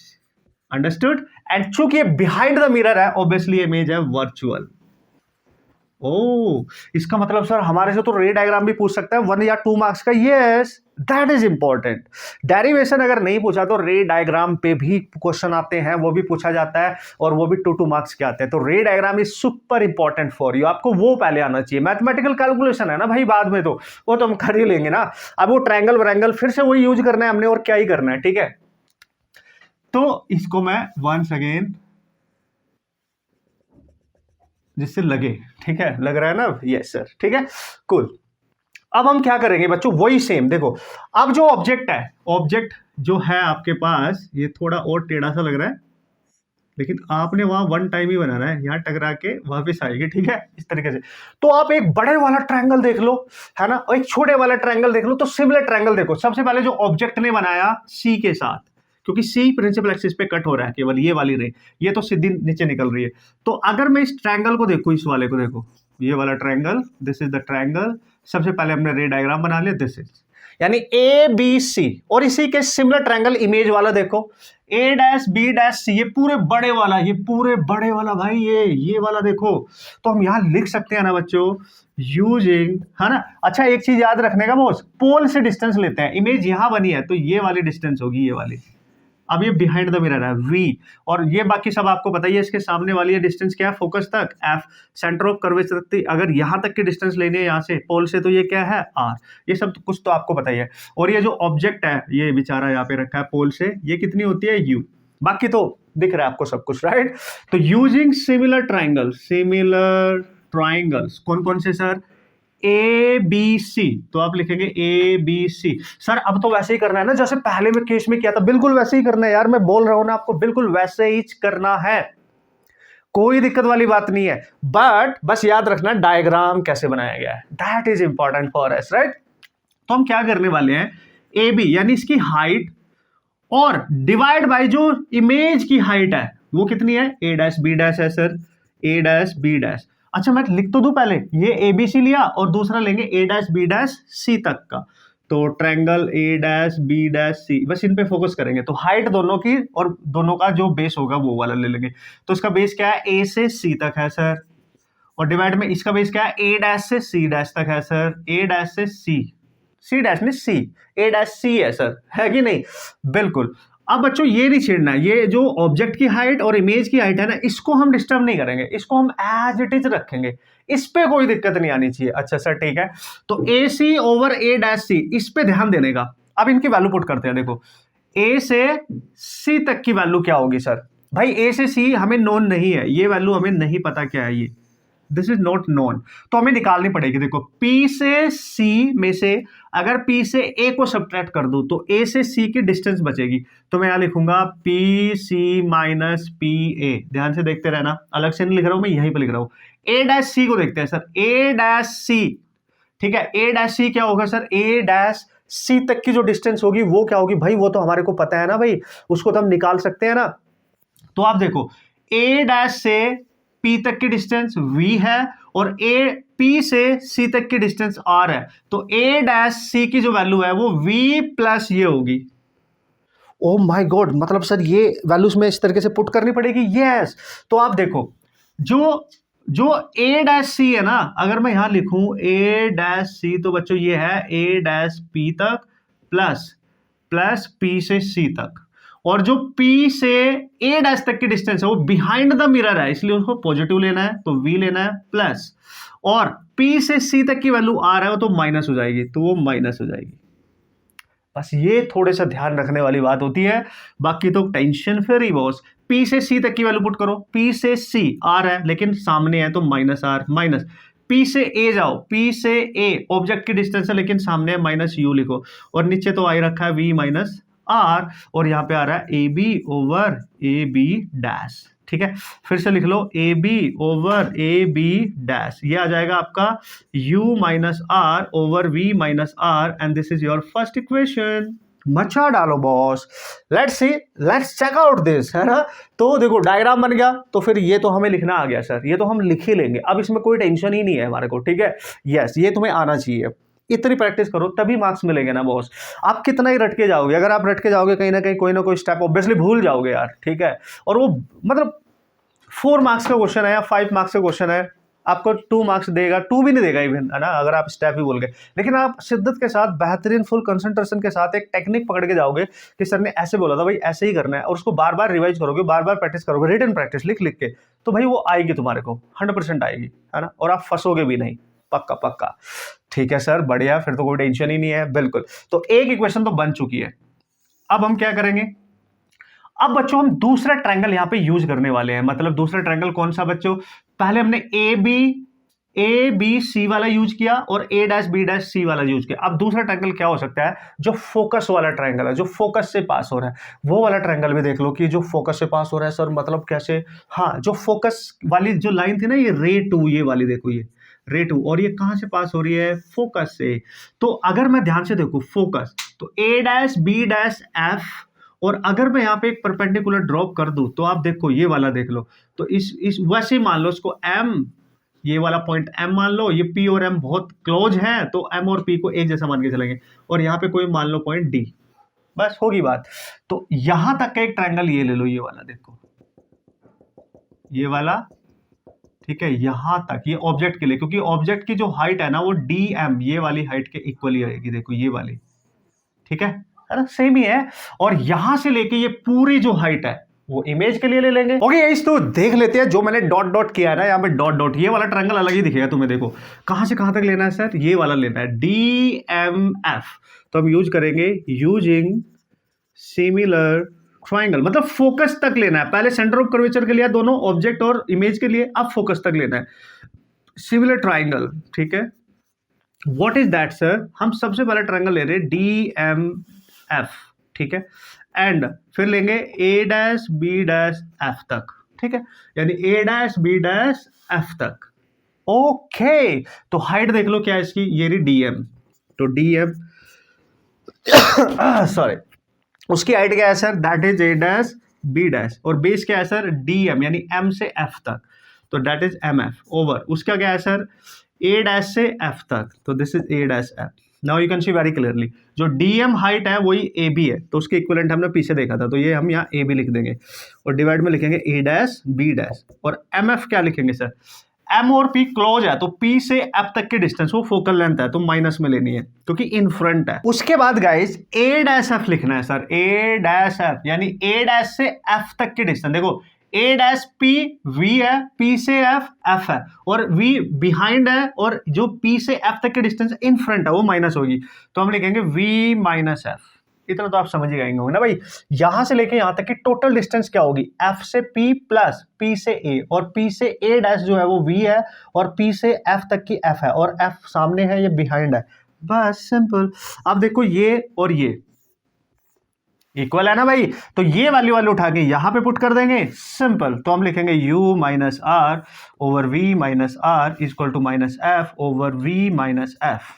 तो गाइज ये है आपकी कहानी और इसको आप सॉल्व करें, सेम आएगा। इसको यहां से सॉल्व करना, देखो मेन था डायग्राम, बाकी तो सेम ही इक्वेशन बन गई। इसका इसमें मल्टीप्लाई करना, इसके इसमें, बाद में आर की वैल्यू पुट कर देना, दैट इज 2f, और आपका फॉर्मूला डिराइव हो जाएगा। यहां से खुद करो, मजा आएगा आपको। कहां पे गलती हो रही है, कैसे गलती हो रही है, तो सबसे पहले डायग्राम ड्रॉ करना, फिर ये सिमिलर ट्रायंगल की प्रॉपर्टी लिख देना। उसके बाद जब से ही आप साइन कन्वेंशन के साथ सारी वैल्यू पुट करते हो, उसके बाद उसको इजीली सॉल्व कर लेने का, बस इतनी टेक्निक आनी चाहिए तुम्हारे को और आपका बन जाएगी बात। आप देख रहे हो कितनी इंपॉर्टेंट चीजें हैं। मतलब sir ray diagram very very important, sign convention very very important, और सिमिलर ट्रायंगल की प्रॉपर्टी को लिखना, फिर उसकी कैलकुलेशन को इजीली सॉल्व करना, इन 3 बातों पे आपने ख्याल रखना है। मजा आ जाएगा, आपका डेरिवेशन सॉल्व हो जाएगा मिरर फॉर्मूले का। हालांकि हमने काफी टाइम लिया समझने के लिए, पहला लेक्चर है, पहला डेरिवेशन है, तो बनता है बॉस, ठीक है। जितने भी आगे डेरिवेशन आएंगे बच्चों, तो बहुत शिद्दत के साथ देखना, थोड़ा सा हम उसको स्पीड अप भी करेंगे और ध्यान से समझेंगे भी कि कॉन्सेप्ट क्या है, कहाँ गलती होती है, कैसे सॉल्व करना होता है। So you don't worry, right. I really appreciate you कि आप यार अपना समय निकाल के ये सारी चीजें फोकस कर रहे होंगे और इनके नोट्स बनाएंगे। और आप सच बता रहा हूं मैं, आप एक बार इसके प्रॉपर नोट्स बना के जाओगे ना अपने बोर्ड एग्जाम में, आप किसी भी बोर्ड से हो, राइट, इंग्लिश बोर्ड से, किसी भी बोर्ड से, CBSE या किसी स्टेट बोर्ड से हो, जैसे हम SP बोर्ड की बात भी कर रहे हैं, सो किसी अदर बोर्ड से हो, किसी अदर स्टेट बोर्ड से, आप इनको प्रॉपर नोट्स बना के अगर करेंगे ना, तो मैं आपको डेरिवेशन हो चाहे न्यूमेरिकल हो, कहीं भी फंसने नहीं दूंगा। और आपने देखा होगा लास्ट ईयर भाई मैक्सिमम न्यूमेरिकल आए थे, derivation numerical, derivation numerical, numerical का और भी नंबर ज्यादा था। इस बार थोड़ा बैलेंस रहने वाला है, सो डोंट वरी, आपको दोनों चीज को बहुत बेस्ट तरीके से फोकस करना है। अब चलते हैं next derivation, right. Okay, next question की बात कर लेते हैं। क्वेश्चन डेरिवेशन जो भी आप बोलो, ठीक है तो डेरिवेशन ही करना, तो डेरिवेशन ही एक तरीके से, लेकिन स्पेसिफिक कंडीशन है। ऐसे क्वेश्चन के ना रिपीट होने के काफी चांस होते हैं, दैट्स व्हाई हमें डिस्कस करना तो बनता है कि भाई ऐसे क्वेश्चन आएंगे, ऐसे डेरिवेशन फॉर्म में जो क्वेश्चन आएंगे उनको हम कैसे हैंडल करेंगे। तो क्वेश्चन को आप ध्यान से देख लेंगे। उसने बोला है बच्चों यहाँ पे, a ray of light is incident on a glass prism, ठीक है। तो एक प्रिज्म की बात कर रहा है, ठीक है सर, आप टेंशन नहीं लेने का, बस आप ध्यान से देखेंगे तो इस तरीके का एक ग्लास प्रिज्म होगा, ठीक है। ये इसका एंगल ऑफ प्रिज्म मान लेते हैं हम यहाँ पे, ठीक है, ठीक है सर। तो रिफ्रैक्टिव इंडेक्स म्यू है एंड रिफ्रैक्टिंग एंगल यानी एंगल ऑफ प्रिज्म जो है उसका वो ए है, ठीक है भाई। तो आगे बात कर रहा है, if it just suffers total internal reflection at the other face, यानी ये वाला फेस इसका फ्रंट होगा, इसको हम नाम दे देते हैं ना, इसको, ये वाला पहला फेस है, दिस इज फेस 1, यानी ये सरफेस है S1, और ये वाला जो सरफेस है दूसरे वाला ये S2, इसको बोल रहा है ये अदर सरफेस, ये वाला अदर सरफेस है, ठीक है। इस पे लाइट इंसिडेंट कराएंगे हम, इस पे यहां से, ठीक है। और यहाँ पे अगर हम बनाइए नॉर्मल बनाएंगे तो आपको बताइए एंगल ऑफ इंसिडेंस होता है, that is what I, this is your angle of incidence. बिल्कुल सर।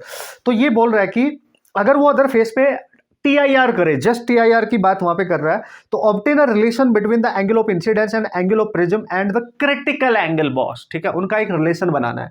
तो आप ध्यान से समझो, अगर इस वाले सरफेस पे लाइट का TIR हो रहा होगा बच्चों, तो वो बाहर तो नहीं निकल पाएगी प्रिज्म से, ऑब्वियसली इस प्रिज्म से बाहर नहीं निकल पाएगी। तो ऐसे क्वेश्चन बड़े स्मार्टली आपको सॉल्व करने होंगे।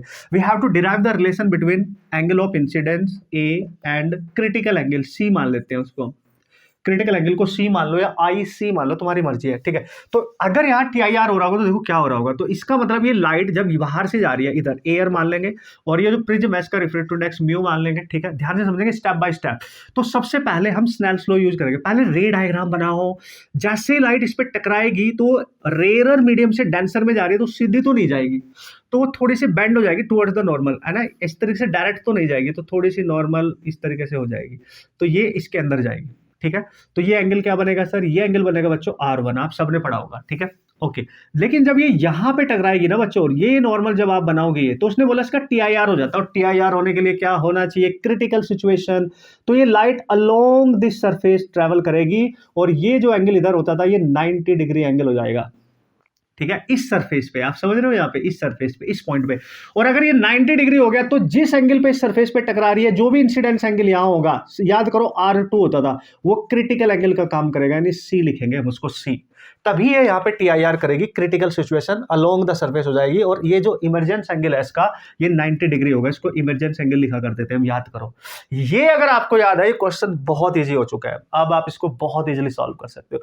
तो हमें रिलेशन बनाना है I, A और C, तो बहुत ध्यान से देखो, ऐसे ऐसे डिफिकल्ट से विदाउट डायग्राम अगर वो दे देता है डेरिवेशन करने के लिए या एक रिलेशन को बनाने के लिए, तो आप कैसे करोगे, यही समझ रहे हो ना, आपको कॉन्सेप्ट अप्लाई करने आना चाहिए फिर, ठीक है। तो हम स्टार्ट करते हैं, क्योंकि हमें आई भी चाहिए, सी भी चाहिए, ए भी चाहिए, तो यहां से स्टार्ट करेंगे। तो हम यूज करेंगे यूजिंग, याद करो ऐसे क्वेश्चन में स्नेल्स लॉ, ठीक है, एट सरफेस S1, जो पहले वाला सरफेस है ये, इस पे यहां पे स्नेल्स लॉ क्या होता है कि जहां से लाइट जा रही है बाहर वाले मीडियम, जैसे एयर है, तो उसका refractive index low into sine of उसका इंसिडेंस एंगल, इन दोनों का जो प्रोडक्ट है वो कांस्टेंट होगा, और वो एंटर कर रही है किसी अदर मीडियम में तो इक्वल करो। जिस मीडियम में एंटर कर रही है, जैसे इसमें जा रही है, वहां पे जो रिफ्रैक्टिव इंडेक्स होगा वो लो, और जो एंगल ऑफ रिफ्रैक्शन बना रहा है R1 वो लो। बस ये तो होता था स्नेल्स लॉ, आपने पढ़ा था sine I over sine R equal to mu, ऐसे ही पढ़ा था ना भाई, रिलेटिव लेना है, बाहर से अंदर जा रही है, बस फिनिश। और हमें पता है बाहर से जा रही है, एयर है, तो 1 होता है भाई into sine of I equal to mu into sine of R1। तो बच्चों साइन ऑफ आई आपके पास बन जाएगा म्यू साइन ऑफ R1। आप बात को समझे, और हमें म्यू नहीं चाहिए, उसने बोला भाई जो रिलेशनशिप आएगी ना वो आई ए और सी के बीच में आनी चाहिए। तो बच्चों आई तो है, म्यू हमें हटाना है, R1 भी हटाना है। This is your first equation, try to understand guys, this is your first equation.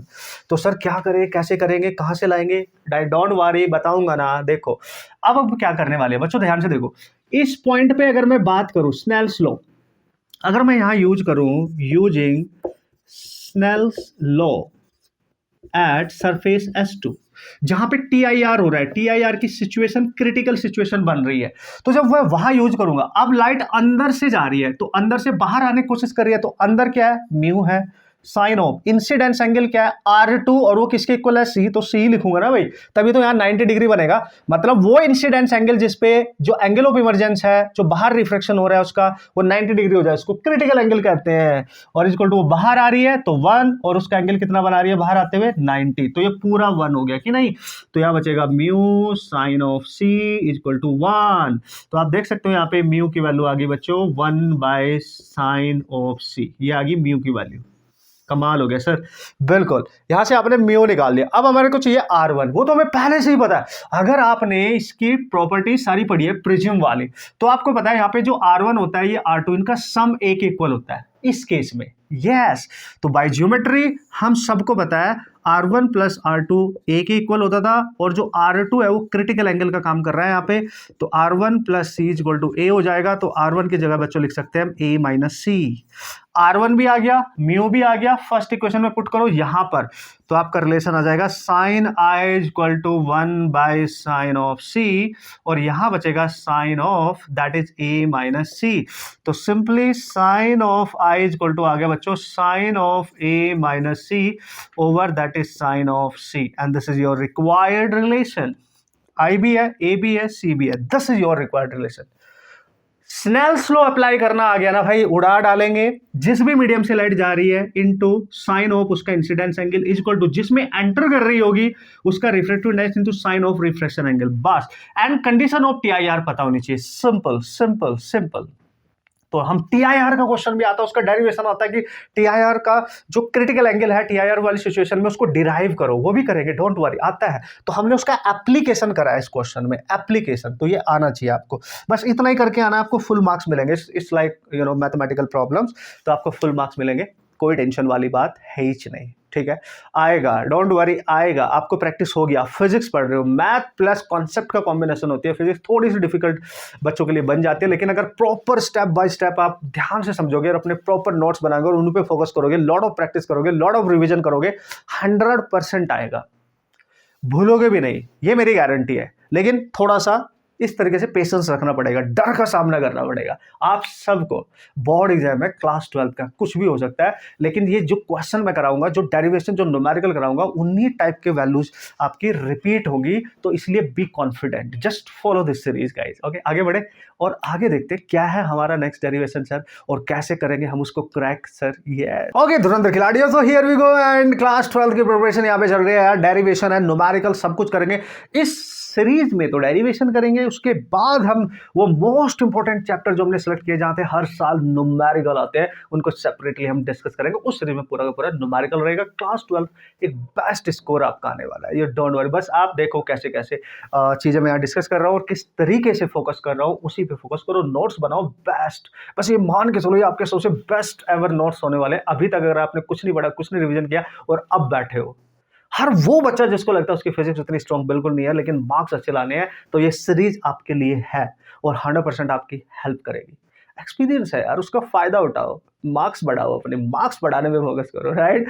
तो अगले वाला जो क्वेश्चन ऑफ डेरिवेशन है ना भाई, वो ऑब्वियसली डेरिवेशन ऑफ टीआईआर ही है। देखो मजा आ गया ये तो यार सर, बिल्कुल मजा आएगा। मैंने आपको बोला है कि मजा आएगा बॉस, ठीक है। उसने बोला है under what condition the phenomena of total internal reflections of light observed, वो कंडीशन बताओ जब टीआईआर होता है, और उसका डेरिवेशन भी करो कि भाई हमने क्रिटिकल एंगल का डेरिवेशन भी करना है। ओके, टीआईआर वाली केस की बात हो गई भाई। तो देखो सबसे पहले कंडीशन बता देते हैं।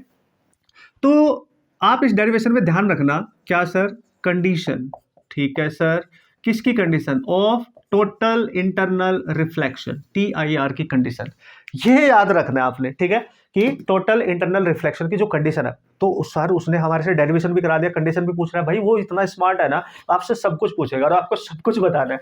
तो पता वो क्या बोल रहा है, वो बोल रहा है कंडीशन ऑफ टीआईआर में आपने क्या करना है। अगर भाई ये क्वेश्चन 3 मार्क्स या 4 मार्क्स में आ रहा है या 5 में आ रहा है, तो आपको लिखना तो पड़ेगा ना, बताना तो पड़ेगा ना। तो बच्चों पहली कंडीशन, द नेसेसरी कंडीशन, अगर मैं बात करूं फर्स्ट, आपने वहां लिखना है the important necessary condition of TIR, ये लिखना है आपने। मैं लिख नहीं रहा हूं लेकिन आपने लिखना, मेरी बातों को भी सुनते रहना। पहली कंडीशन, ये नहीं करना कि बस फर्स्ट लिख दे और जैसे मैं लिख रहा हूं वैसे ही, है ना। जो लाइट होगी ना, लाइट जो होगी, है ना, जो लाइट होगी वो ट्रैवल करनी चाहिए ऑप्टिकली डेंसर मीडियम से ऑप्टिकली रेयर मीडियम, ठीक है। तो पहली कंडीशन होगी लाइट मस्ट ट्रैवल, ठीक है, मस्ट ट्रैवल फ्रॉम, ठीक है, ऑप्टिकली, ये ध्यान रखना भाई, ऑप्टिकली डेंसर मीडियम होना चाहिए, denser medium, okay, to rare medium, ठीक है सर। ये लिखना है, लिखने का वहां पे, ठीक है। पहली कंडीशन देखो, टीआईआर की the very first necessary condition ही यही होती है कि भाई जो भी लाइट आ रही है वो डेंसर से आनी चाहिए, ऑप्टिकली डेंसर मीडियम से ऑप्टिकली रेयर मीडियम में ही जानी चाहिए, तभी पॉसिबिलिटी होगी, अभी पॉसिबिलिटी होगी जस्ट। दूसरी कंडीशन क्या है सर, फिर अगर टीआईआर करना चाहते हो, मतलब वो अकर करना चाहते हो आप, वो सिचुएशन की सारी लाइट जो बाहर जा रही थी वो टकरा के वापस आ जाए सेम मीडियम में, टोटल इंटरनल रिफ्लेक्ट हो जाए वो, तो उसके लिए उसका जो भी इंसिडेंस एंगल होगा ना, वो उसके क्रिटिकल एंगल से ज्यादा हो जाना चाहिए बच्चों। आई मतलब इंसिडेंस एंगल, और जो आपका क्रिटिकल एंगल है उससे ज्यादा। क्रिटिकल एंगल पे क्या होगा सर, क्रिटिकल एंगल पे जो एंगल ऑफ रिफ्रैक्शन है वो आपका 90 डिग्री हो जाएगा, वो जो लाइट है वो उस जिस भी इंटरफेस पर टकरा रही है लाइट उसके अलोंग हो जाती है, वापस नहीं आएगी, उसके अलोंग हो जाएगी, सिचुएशन क्रिएट हो जाएगी, राइट। तो हमें इंसिडेंस एंगल को ज्यादा करना पड़ेगा क्रिटिकल एंगल से, तो ये याद रख देना। कैसे सर, डायग्राम भी बना देना। ये पहला केस है, इसका फर्स्ट फेज है, इसका पार्ट 1, पार्ट ए है, इसका पार्ट बी में इसको डिराइव करेंगे क्रिटिकल एंगल को, राइट। तो ऐसे समझो, जैसे ये इंटरफेस है, दो मीडियम को सेपरेट करने वाली बाउंड्री, यू कैन से this is the interface, right. इसके ऊपर जो मीडियम है बच्चों वो रेयर है, रेयर मीडियम कुछ भी हो सकता है, जरूरी नहीं एयर है, वो कुछ भी हो सकता है, वो डिपेंड करेगा, राइट। और नीचे वाला जो मीडियम है बच्चों हम वो डेंसर मान लेते हैं, ठीक है, that is the optically denser medium, right. और जो सोर्स है हमारे लाइट का वो यहाँ पे है कहीं, तो पता वो ये बोल रहा है ये सोर्स ऑफ लाइट है, अगर लाइट इससे जाके यहाँ पे टकराए, ठीक है सर, और वो इस तरीके से टकराए कि जब आप यहाँ पे नॉर्मल ड्रॉप करोगे कि वो लाइट इससे बाहर ना जाके ये जो इंटरफेस है इसके अलोंग हो जाए ऐसे। तो आप खुद देखो, नॉर्मल और इसके बीच में, ये नॉर्मल है और ये लाइट जो रिफ्रैक्ट हुई है, इनके बीच में जो एंगल बना आर, वो कितना बन गया, 90 डिग्री। तो जब भी कभी डेंसर मीडियम से जाते हुए लाइट किसी रेयर मीडियम में जाने की कोशिश करे लेकिन वो ना जा पाए और रिफ्रैक्शन एंगल उसका 90 डिग्री हो जाए, तो यहाँ पे जो इंसिडेंस एंगल रहा होगा व्हाटएवर, वो क्रिटिकल एंगल कहलाता है।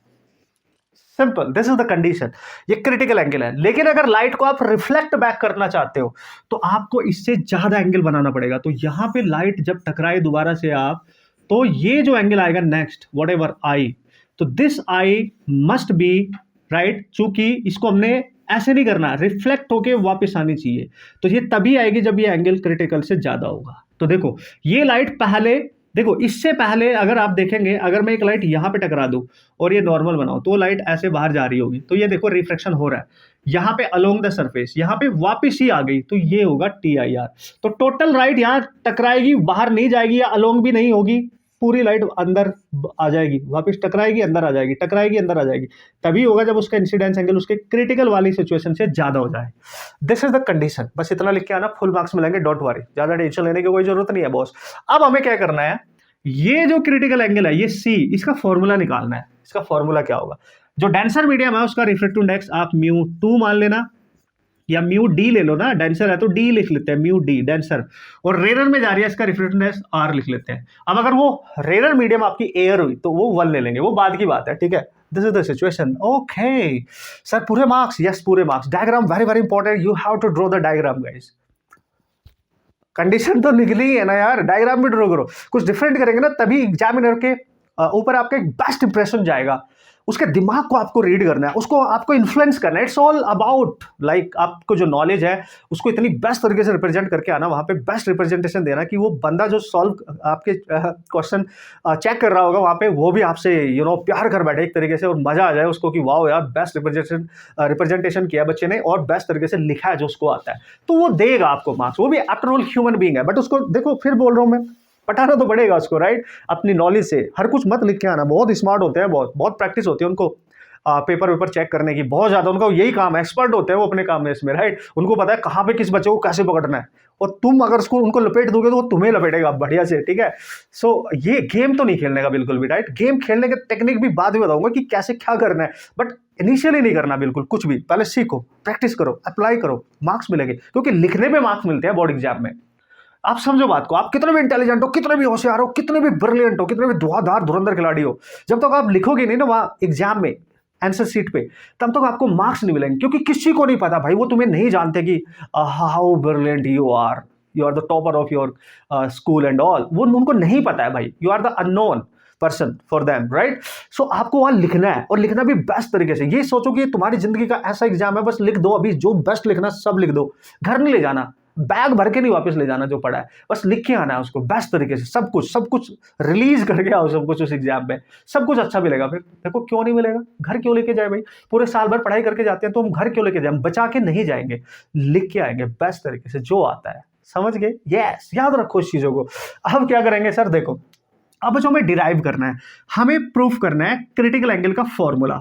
तो हमें क्रिटिकल एंगल का फॉर्मूला डिराइव करना है ना। तो you have to derive now, derive critical angle, ठीक है, फॉर्मूला या relation, you can say. Formula लिख लो और रिलेशन लिख लो, ये हमें डिराइव करना है। Best sir. तो बच्चों एक बार फिर से डायग्राम बना लेते हैं, फिर मचा डालेंगे, कोई टेंशन वाली बात नहीं। क्योंकि मैं यहाँ डिराइव करा रहा हूं तो मैं हर थ्योरेटिकल लाइन नहीं लिखूंगा, लेकिन आपको बता दूंगा कि ऐसे ऐसे करना है। तो आपने कर लेना है कि भाई late us consider a source of light which is kept inside the optically denser medium, and ये आपने जरूर करना है, ठीक है, इनिशियली। फिर लाइट वहां से जाएगी, फिर वो इंटरफेस पे टकराएगी, वो सब लिखने की जरूरत नहीं, डायग्राम के थ्रू हम सॉल्व कर लेंगे, बट इतना जरूर लिखना इनिशियली। तो कैसे सर, देखो बच्चों, तो हमने क्या किया, फिर से मैं यहाँ डायग्राम बना रहा हूँ गाइस। ये पार्ट 1 हो चुका है, अब पार्ट 2 स्टार्ट हो गया। यहाँ से पार्ट 2 डेरिवेशन में लिखना पड़ेगा आपको कि let us consider there are 2 mediums, optically denser and optically rare, having refractive index. Let's see ये डेंसर है, रिफ्रैक्टिव इंडेक्स म्यू डी, और इधर होगा कोई रेयर। चलेगा? यस सर, चलेगा, दौड़ेगा। और the light source is kept inside the denser medium. तो डेंसर मीडियम में हम लाइट सोर्स रख देते हैं। This is the light source S. इससे लाइट जा रही होगी हर डायरेक्शन में, हमें लेके जानी है लाइट की इधर से लाइट इस मीडियम में जाए, और ये इनके बीच में बाउंड्री है जहां से वो क्रॉस करेगी, जिसको पास करेगी, ठीक है। बच्चों आप ध्यान से देखेंगे, अगर कोई भी लाइट आप यहां से इंसिडेंट कराओगे बिल्कुल नॉर्मली इस इंटरफेस पे 90 डिग्री पे, तो आपको पता है विदाउट बैंडिंग, विदाउट डेविएशन वो सीधी निकल जाएगी, बिल्कुल उसमें कोई बैंडिंग नहीं होगी। तो कोई फायदा नहीं होगा हमारे को। वो तो पूरी लाइट एक मीडियम से दूसरे में चली गई, हमारा टारगेट है कि वो टकराए और वापस आ जाए, है ना, कन्वर्ट करना उसको, रिफ्रैक्शन को रिफ्लेक्शन में वापस कन्वर्ट कर लेना, TIR, total internal reflection, right. तो कोई फर्क नहीं पड़ा, यहाँ पे I अगर 0 रहा होगा तो R भी 0 ही रहेगा। तो हमें क्या करना पड़ेगा, I को बढ़ाना पड़ेगा, एंगल बढ़ाना पड़ेगा। तो जब लाइट को थोड़ा सा एंगल बढ़ा के डालोगे तो नॉर्मल देखो इसका, ये नॉर्मल है, तो लेट्स सी ये एंगल कोई I1 है, ठीक है सर। अब ये कोई अगर एंगल बन रहा है तो रिफ्लेक्शन भी होगा, तो थोड़ी सी वो ऐसे बेंड होगी अवे फ्रॉम द, चूंकि रेडर में जा रही है ना, तो अवे फ्रॉम द नॉर्मल हो जाएगी, ठीक है। तो इसका रिफ्लेक्शन एंगल R1। तो हमें पता है लाइट अभी बाहर जा रही है, हमें तो अंदर लेके आना है। तो हमें ये तो पता चल गया, जब 0 से थोड़ा बढ़ाया तो R भी बढ़ा, पहले R 0 था, और बढ़ाओ तो उसने बोला सर और बढ़ा लेते हैं। तो जैसे ही बच्चों आप और बढ़ाओगे, नॉर्मल बनाओगे, तो ये एंगल जो आएगा यहाँ पे I2, ये ऑब्वियसली I1 से ज़्यादा होगा, तो ये लाइट और अवे हो गई, देखो और अवे हो जाएगी, तो ये R2, देखो आप देख रहे हो यहाँ पे कि जो R2 है ना वो इंक्रीज होता जा रहा है भाई, है ना। स्मार्ट काम करना है बॉस, ठीक है। तो सर और बढ़ा दे तो मजा आएगा, यस। तो जैसे ही बच्चे ने और बढ़ाया, एक बच्चे ने, तो ये लाइट बिल्कुल बाउंड्री के लॉन्ग हो गई, और आप देखो जैसे ही बाउंड्री के लॉन्ग होगी, ये एंगल R3 कितने 90 डिग्री, और यहाँ पे जो भी एंगल I3 आएगा वो क्रिटिकल एंगल बन जाएगा बॉस। यही वाली सिचुएशन आ गई ना, जिस समय लाइट टकरा के इंटरफेस पे अलोंग द इंटरफेस हो जाए, अलोंग द बाउंड्री हो जाए, और रिफ्रैक्शन एंगल आपका 90 हो जाए, उस समय जो इंसिडेंस एंगल होगा उसी को क्रिटिकल कहते हैं, और यहीं पे डेरिवेशन करना है, इसके बाद जाने की जरूरत है ही नहीं। Oh my God, yes. तो इस पॉइंट पे आपने करना है बस। तो हम यूज करेंगे, लेट्स ये पॉइंट यहाँ पे आपने अप्लाई किया होगा, ए इसको मान लेते हैं, बी इसको मान लेते हैं, सी इसको मान लेते हैं, डी। तो हम यूज करेंगे बच्चों using snell's law, okay, at point D. चलो भाई लोग देखो लाइट कहां से जा रही है, डेंसर से जा रही है। तो मैंने अभी बताया, तो जिस मीडियम से जाएगा उसका रिफ्रैक्टिव इंडेक्स ले लो, into sine of incidence angle कितना है सर I3, इक्वल टू जिसमें एंटर करने वाली थी यानी रेयर मीडियम में, उसका refractive index into sine of refraction यानी R3, और आप बस वैल्यू पुट कर दो, तो mu D as it is रखो, mu D sine of I3 C हो गया, और म्यू आर, तो ये कब होगा सी, जब R3 90 साइन 91, तो सर यहाँ पे आ गया mu D into sine C equal to mu R. तो बच्चों यहाँ से देख सकते हो साइन सी की वैल्यू कितनी आई, साइन सी आ गया, that is mu R over mu D. इस पे न्यूमेरिकल भी आता है, डेरिवेशन भी आता है, आप समझो बात को इस फॉर्मूले पे, वेरी इंपॉर्टेंट है, वेरी इंपॉर्टेंट। तो सर क्रिटिकल एंगल आ गया क्या, यस। सी निकाल दो अगर निकालना है, वैसे तो यहीं पे ऐसे छोड़ सकते हो, लेकिन अगर आपको सी चाहिए तो साइन उधर जाके इनवर्स फंक्शन बनेगा, तो that is sine inverse, that is mu R over mu D. धुरंधर खिलाड़ियों मचा डालो, this is the derivation of critical angle formula. अगर इसकी वैल्यू निकालनी है तो refractive index of rare medium पता होना चाहिए, refractive index of denser medium पता होना चाहिए, बात खत्म boss. This is what you have to remember. Easy है मैंने, इजी है, बस समझो, डायग्राम समझो और उसको अप्लाई करो, फुल मार्क्स मिलेंगे। This is the required critical angle relation. Sir अगर वो रेयर मीडियम उसने स्पेसिफाई किया कि भाई वो एयर है, तो बच्चों अगर वो एयर होगा ना, बस लिख लेना, देखो इधर, अगर उसने गलती से बोला कि rare medium, if rare medium अगर बोला इज एयर, ठीक है, तो हमें पता है एयर का रिफ्रैक्टिव इंडेक्स क्या होगा, यानी रेयर मीडियम एयर है और एयर का रिफ्रैक्टिव इंडेक्स हम लेते हैं 1, तो बस यहाँ 1/μ हो जाएगा, फिर म्यू डी, यानी डी मतलब हमेशा उसमें फॉर्मूले में रिफ्रैक्टिव इंडेक्स ऑफ डेंसर रहेगा ही रहेगा। तब आपका सी आ जाएगा बच्चों साइन इनवर्स ऑफ 1/μ, और म्यू हमेशा डेंसर वाले का रिफ्रैक्टिव इंडेक्स है। फिनिश, ऐसे लिखो, फिर ऐसे भी लिख दो, बात खत्म हो जाती है। वाह सर, मतलब मजा आ गया है। तो हमने रिलेशन भी बना दिया और उसको डिराइव भी कर दिया। यस गाइस, डिराइव कर दिया, रिलेशन आपके सामने है। कैसे, न्यूमेरिकल भी आएंगे, न्यूमेरिकल वाली सीरीज में न्यूमेरिकल बताऊंगा, डोंट वरी। हर टाइप का क्वेश्चन किसी भी लेवल का आएगा, सॉल्व करोगे आप, अपने हाथों से करोगे। तो ये करना है, बेस्ट तरीके से करना है। कुछ थ्योरी जरूर लिख लेना, जो मैंने नहीं लिखी है, मैं बता रहा हूँ आपको बोल बोल के, वो जरूर लिखनी है, तो मजा आएगा आपको भाई। बच्चों उम्मीद करता हूँ आप बढ़िया तरीके से ऑब्जर्व करेंगे, सारी चीज़ें लिखेंगे। नोट्स नहीं बनाओगे ना, इसका कोई फायदा नहीं है बस, ठीक है। फिर तो मतलब वही वाली बात है कि ना होगा नहीं कुछ एक्चुअली। फिर अगर आप प्रॉपर बिल्कुल एज इट इज नोट्स नहीं बनाएंगे और उसकी एज इट इज प्रैक्टिस नहीं करेंगे, लॉट ऑफ प्रैक्टिस नहीं करेंगे। अगर मैं 1-2 बार आपको समझा रहा हूँ, बार बार आपको 4 बार उसकी प्रैक्टिस करके जाना है, और आपको पता है ये वो चैप्टर है, वो डेरिवेशन है, वो रिलेशंस है जो सबसे ज़्यादा रिपीट होते हैं, तो आपका फर्ज बनता है, अगर बोर्ड एग्जाम में एक बेस्ट स्कोर करके आना चाहते हो, विदाउट फियर जाना चाहते हो, फुल कॉन्फिडेंस के साथ जाना चाहते हो, राइट, तभी आपको इसका फायदा होगा, वरना बिल्कुल नहीं होगा। बोर्ड एग्जाम बेस्ट मार्क्स लेके आओगे, बेस्ट तरीके से कॉन्फिडेंस बढ़ेगा आगे कॉम्पिटेटिव एग्जाम के लिए, नीट हो या फिर जेईई मेंस हो, राइट, फिर IIT, राइट, ऑब्वियसली गाइस। चले आगे, नेक्स्ट डेरिवेशन क्या है, मजा आएगा। पूरा चैप्टर इन डेरिवेशन के थ्रू उड़ा डालेंगे, बस जो मोस्ट नेसेसरी डेरिवेशन है और उनका न्यूमेरिकल उसके बाद मैंने आपको बोला है। ओके बच्चों, next derivation, next question amazing, क्योंकि उसके भी पूछे जाने के भरपूर चांस होते हैं। और अच्छी बात है कि डेरिवेशन के साथ साथ उसका न्यूमेरिकल भी पूछा जाता है, तो न्यूमेरिकल तो बाद में देखेंगे, सबसे पहले डेरिवेशन और कॉन्सेप्ट समझ लेते हैं, तो न्यूमेरिकल इसका हम बहुत ईजिली सॉल्व कर सकते हैं।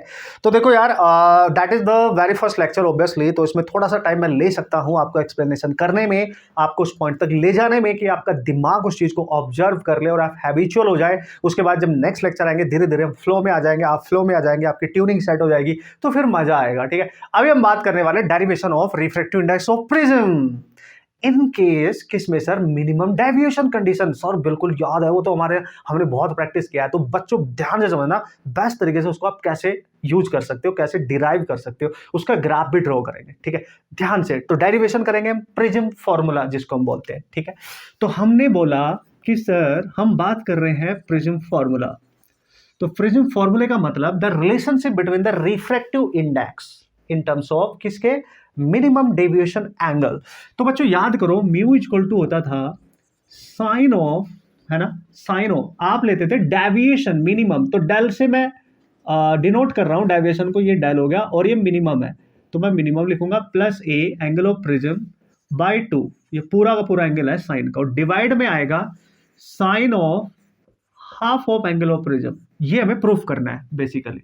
This is what we have to proof. ओ ये तो याद आ गया सर, बिल्कुल याद है आप सबको, टेंशन नहीं है, बट प्रूफ कर रहा है वो, तभी तो मार्क्स मिलेंगे, है ना। तो अगर डेरिवेशन आया केवल ये छोटा सा प्यारा सा क्यूट सा, तो भाई 2 मार्क्स 3 मार्क्स का आता है, 3 मार्क्स मान के चलो। अगर इसके साथ ऑप्शनल क्वेश्चन है तो फिर न्यूमेरिकल दे देगा, 5 मार्क्स बना देगा वो, कुछ ना कुछ करके, डन डन डन। तो दिस इज द, या तो बोलेगा प्रिज्म फॉर्मूला को डिराइव करो, या बोला इस रिलेशन को डिराइव कर दो भाई, या कुछ नहीं बोलेगा तो बोलेगा relationship between the refractive index of prism and minimum deviation angle of prism, इन सब के बीच में रिलेशन बनाओ। समझ जाइए यही करना है। तो सबसे पहले डायग्राम देख लो, वेरी इंपॉर्टेंट डायग्राम। मैंने बोला ऑप्टिक्स में ray diagram super important, you have to draw the diagram, you have to understand how to draw the diagram. वो करेक्ट ड्रॉ करके आओ, 1 मार्क्स तो आपका पक्का डायग्राम पे हो जाता है भाई। एग्जामिनर स्मार्ट है भाई, वो पहले तुम्हारा डायग्राम ही देखेगा। ठीक है, बाद में तुमने जो भी किया होगा ना कैलकुलेशन एंड ऑल, वो बाद में जाएगा, पहले डायग्राम से जज करेगा तुम्हारे को कि भाई इस बच्चे को आगे कर पाएगा कि नहीं कर पाएगा, कर रहा है कि नहीं कर रहा है। So diagram very important, the first impression, right. तो ये भाई है आपका ट्रायंगुलर टाइप का एक प्रिज्म हमने ले लिया, ठीक है सर, और ये वाली साइड ले लिया। अगर इस पे मैं लाइट को इंसिडेंट कराऊंगा बच्चों यहाँ पे, तो ये बनेगा आपका angle of prism, refracting angle भी कहते हैं हम इसको। ठीक है, तो सबसे पहले वन स्टेप बाय स्टेप, जैसे ही लाइट बाहर से आई एयर से, ये एयर है इसके आसपास का मीडियम, और ये जो मटेरियल है, जिस भी मटेरियल के बना होगा ये, इसका रिफ्रैक्टिव इंडेक्स हम मान लेंगे म्यू। ठीक है, तो सबसे पहले जब ये एक मीडियम को छोड़ के दूसरे पे जाती है तो नॉर्मल ड्रॉप करना है, तो नॉर्मल बना देंगे सर। और ये एंगल ऑफ इंसिडेंस है, that is I at the very first surface, this is the first surface. ये सरफेस 1 है जिस पे टकरा रही है और इससे बाहर निकलेगी, दैट इज S2। ठीक है, अब लाइट जो होगी, अगर ये मीडियम सेम होता, क्योंकि इधर इधर तो सब सेम है, तो ये लाइट सीधी जाती, तो बिल्कुल ऐसे, this is the original direction of the light. लेकिन सीधी नहीं जाएगी, बैंड हो जाएगी टुवर्ड द, क्योंकि रेयर टू डेंसर जा रही है, तो इस रास्ते को फॉलो ना करते हुए थोड़ी सी बैंड होगी, ऐसे जाएगी प्रिज्म के अंदर और यहाँ पे टकराएगी। तो ये जो एंगल बनाते हुए जाएगी बच्चों, आप सबको बताया दैट इज R1, और फिर यहाँ पे टकराएगी तो फिर इससे यहाँ पे नॉर्मल बनाते हैं हमें पता है। और फिर चूंकि ये अब डेंसर के अंदर है यहाँ पे, और ये एंगल जो यहाँ पे इंसिडेंट कर रही है इस सरफेस पे, दैट इज हम R2 लिखते हैं, इसको आप सबको पता है। और जब ये बाहर आएगी तो डेंसर से बाहर आ रही तो नॉर्मल से अवे होते हुए जाएगी, तो अवे कुछ ऐसे रहेगी। ठीक है, तो ये जाएगी, और ये जो एंगल बनाएगी अवे जाते हुए, एंगल ऑफ इमर्जेंस होएगा, emergence angle, that is the incidence angle. ये फर्स्ट सरफेस पर रिफ्लेक्शन, ये सेकंड सरफेस पे जो इंसिडेंट कर रही है जिसके साथ। ओके सर, ये बिल्कुल करेक्ट बनाना है, करेक्ट एकदम। ठीक है सर, बच्चों इतना बना लेना, बात खत्म। और ये जो लाइट है ये फाइनल इमर्जेंट रे है, दिस इज योर इमर्जेंट रे and this is your incident ray. Okay, this is your incident ray, कहां पे, एट फर्स्ट सरफेस S1। ठीक है, ओके सर। अब अगर ये रे फाइनल है, तो अगर आप देखो जब इधर से ये इधर जा रही होगी तो ऐसा लग रहा है कि पीछे से आ रही है, तो जब मैं इसको एक्सटेंड करूंगा ना, तो ओरिजिनल रे के साथ जहां पे टकराती है बच्चों, उनके बीच में जो एंगल बन रहा है, देखो ये ओरिजिनल है, ये फाइनल है, ये जो एंगल है कितनी डेविएट होगी, ओरिजिनल डायरेक्शन ये है, उधर से कितनी मुड़ गई, जानी ऐसी थी चली गई ऐसे, तो कितने एंगल से डेविएट होगी, इसको डेविएशन एंगल कहते हैं। दिस इज डेविएशन एंगल या एंगल ऑफ डेविएशन। याद रखने का, ये अगर आपने ढंग से बना के इस तरीके से आ गए ना, वो समझ जाएगा भाई, बढ़िया नॉलेज है बच्चों को, रट वट के तो नहीं आया है, ऐसे बढ़िया से करेगा वो इसको है कि नहीं, ये आपको पता होना चाहिए बस। ठीक है, अब देखो, अब यहां से एक बार डायग्राम बन गया, अब प्रोसेस इजी है। अब 2 रिलेशन आपको ज्योमेट्री के थ्रू याद रखने पड़ेंगे, वो आपको डिराइव नहीं करना, वो आपको याद रखने। कैसे सर, हम यहां जैसे हम डेरिवेशन करना स्टार्ट करेंगे, अब हम लिखेंगे बच्चों, क्या लिखेंगे सर, अच्छा हाँ, सबसे पहले स्नेल्स लॉ यूज कर लो यहाँ पे इस पहले सरफेस पे। तो सबसे पहले करेंगे यूजिंग स्नेल्स लॉ, ठीक है, एट सरफेस S1। ठीक है। तो लाइट बाहर से आके इस पे टकराई आई, तो हमें पता है जब बाहर से आ रही है तो उसका रिफ्रैक्टिव इंडेक्स एयर है, तो अभी लिखा था हमने mu A into sine of angle of incidence equal to जिस मीडियम में एंटर कर रही है यानी रिफ्रैक्टिव इंडेक्स उस मटेरियल का, जिस मटेरियल से प्रिज्म बना होगा, इंटू साइन ऑफ उसका रिफ्लेक्शन एंगल उस सरफेस पे R1 है तो R1, और ये रिफ्रैक्टिव इंडेक्स ऑफ एयर 1 होगा तो यहाँ बचेगा साइन ऑफ आई, और इधर बचेगा बच्चों mu into sine of that is R1। बस सिंपल, हमें म्यू चाहिए, म्यू निकालना है तो म्यू निकाल लो। देखो तो म्यू आ जाएगा, ये नीचे आएगा तो that is sine of I over that is sine of R1, and this is your very first equation, और आपका रिलेशन हो जाएगा क्योंकि म्यू इक्वल टू ये प्रूव करना है, तो बस हमें आई चाहिए और R1 चाहिए। So we have to calculate now, कुछ भी करो अब आपको इंसिडेंस एंगल चाहिए और वो ये आना चाहिए बाय द वे, क्योंकि ये प्रूफ करना है ना हमने, और जो R1 है वो ये आना चाहिए, यहां तक करना है, ऐसे स्टार्ट करना है, ऐसे ही स्टार्ट करना है, अपने तरीके से मत करना वरना कंफ्यूज होते जाओगे। जैसे बता रहा हूं वैसे फॉलो कर लो, इजी पड़ेगा तुम्हारे को।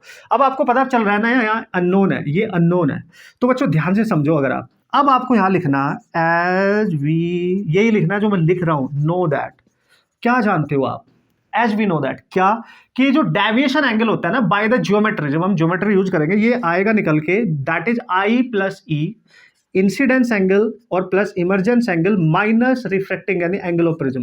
एक रिलेशन तो ये याद रखना है, ठीक है। एंड दूसरा रिलेशन आपने याद रखना है, जो एंगल ऑफ प्रिज्म होता है ये सम होता है R1 प्लस R2 का, बस ये याद रख लेना, और ये लिखना है वहां पे कि as we know that by geometry. आप लिख सकते हैं बाय ज्योमेट्री, ठीक है, लिख लेना बाय ज्योमेट्री, पूरा लिख लेना, ठीक है। इस ट्रायंगुलर प्रिज्म में जो हम यूज करेंगे उसका ये रिलेशन। फिर अब what is the condition of minimum deviation, ये तो सर डेविएशन हो रहा है, मतलब ये जो लाइट ऐसे जा रही थी ये अपने पाथ से मुड़ गई है ना, किसी एंगल से डेविएट हो गया और वो ज्यादा है, उसको मिनिमम करना है। So what is the necessary condition now if अगर इंसिडेंस एंगल इमर्जेंस एंगल के हम इक्वल कर दे बच्चों इसके ग्राफ से, ये होती है कंडीशन ऑफ मिनिमम डेविएशन। तो याद रखने का, if I is equal to E then आपने लिखना है ये जो डेल है वो मिनिमम हो जाता है, तो डेल की जगह मिनिमम लिखेंगे, बस ये कंडीशन याद रखेंगे, समझ गए।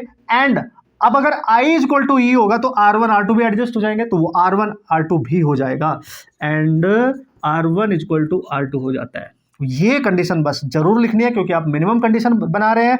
ये तभी पॉसिबल होगा जब इंसिडेंस एंगल इमर्जेंस एंगल के इक्वल हो जाएगा, तो डेल की जगह हम डेल मिनिमम रखेंगे, R1 R2 इक्वल कर देंगे। तो देखो यहाँ पे डेल की जगह हम क्या लिखेंगे, डेल मिनिमम से रिप्लेस कर दो और आई और ई को सेम कर दो, हमें ई आई नहीं चाहिए, ई चाहिए, तो आई और ई सेम है तो ई की जगह आई, यहाँ पे बन जाएगा 2i और माइनस ए, हमें आई निकालना है तो ये ए इधर लेके जाओ, तो ये बनेगा डेल मिनिमम प्लस ए और इधर बचेगा 2i, तो 2 से डिवाइड कर दो तो डायरेक्ट आपके पास आई आ गया, तो यही तो चाहिए था, यस।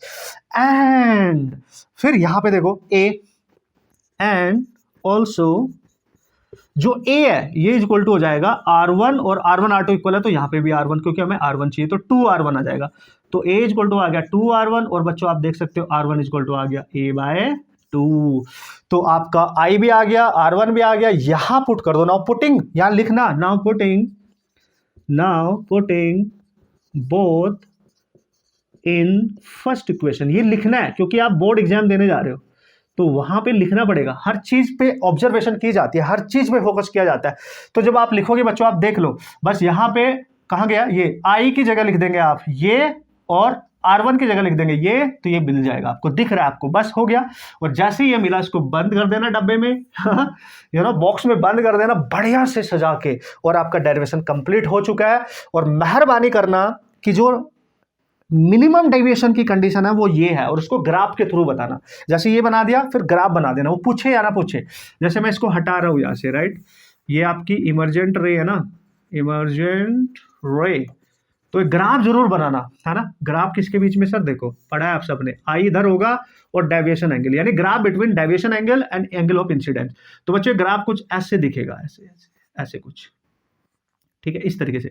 तो देखो यहां से डेविएशन डिक्रीज करेगा, सबसे कम यहां पे होगा, और यहां जहां होगा वहां पे इंसिडेंस एंगल इमर्जेंस के इक्वल हो जाता है, और या डेविएशन एंगल जो बनेगा वो सबसे मिनिमम बनेगा। बस ये बता देना कि from the graph, from the diagram, this is the condition. जब आपका ये ग्राफ सबसे मिनिमम वैल्यू पे है उसके बाद ये इंक्रीज कर रहा है तो ये सबसे मिनिमम वैल्यू है, और यहाँ पे डेविएशन की वैल्यू सबसे मिनिमम होगी, और ये होगी इस कंडीशन पे। Understood? Yes, sir. So this is the derivation, this is the concept, this is the graph. You have to remember, this is how you can practice, and this is the best way to solve the problem. तो एक तो ये याद रखना जो याद रखने वाली बात है, और ये कंडीशन तो ऑब्वियसली बस भूलने का नहीं, बाकी तो आप मचा डालेंगे, कोई टेंशन वाली बात नहीं है बॉस, राइट। न्यूमेरिकल कैसे आएंगे सर, इस फॉर्मूले पे बताऊंगा बाद में न्यूमेरिकल वाली सीरीज में, क्योंकि क्वेश्चन जरूर आता है, उसकी तो आप टेंशन ही मत लो। जैसे जैसे हम आगे बढ़ेंगे, अब I think 1 2 3 4 may be 4 derivation है जो बहुत सुपर इंपॉर्टेंट है, जो बचे हैं, है ना। तो इतने जितने हमने कर लिए उतने ही लगभग बचे हैं, और ये पूरा रे ऑप्टिक्स बहुत बड़ा चैप्टर होता है, लेकिन इतने लिमिटेड डेरिवेशन भी करेंगे ना भाई, कुछ भी आएगा ना हम करके आएंगे, और इन्हीं से आएगा, ये तो आप मान के चलो, यहीं से आएगा। तो इन्हीं की प्रैक्टिस करनी है, बेस्ट तरीके से करनी है। ओके, चलें, राइट।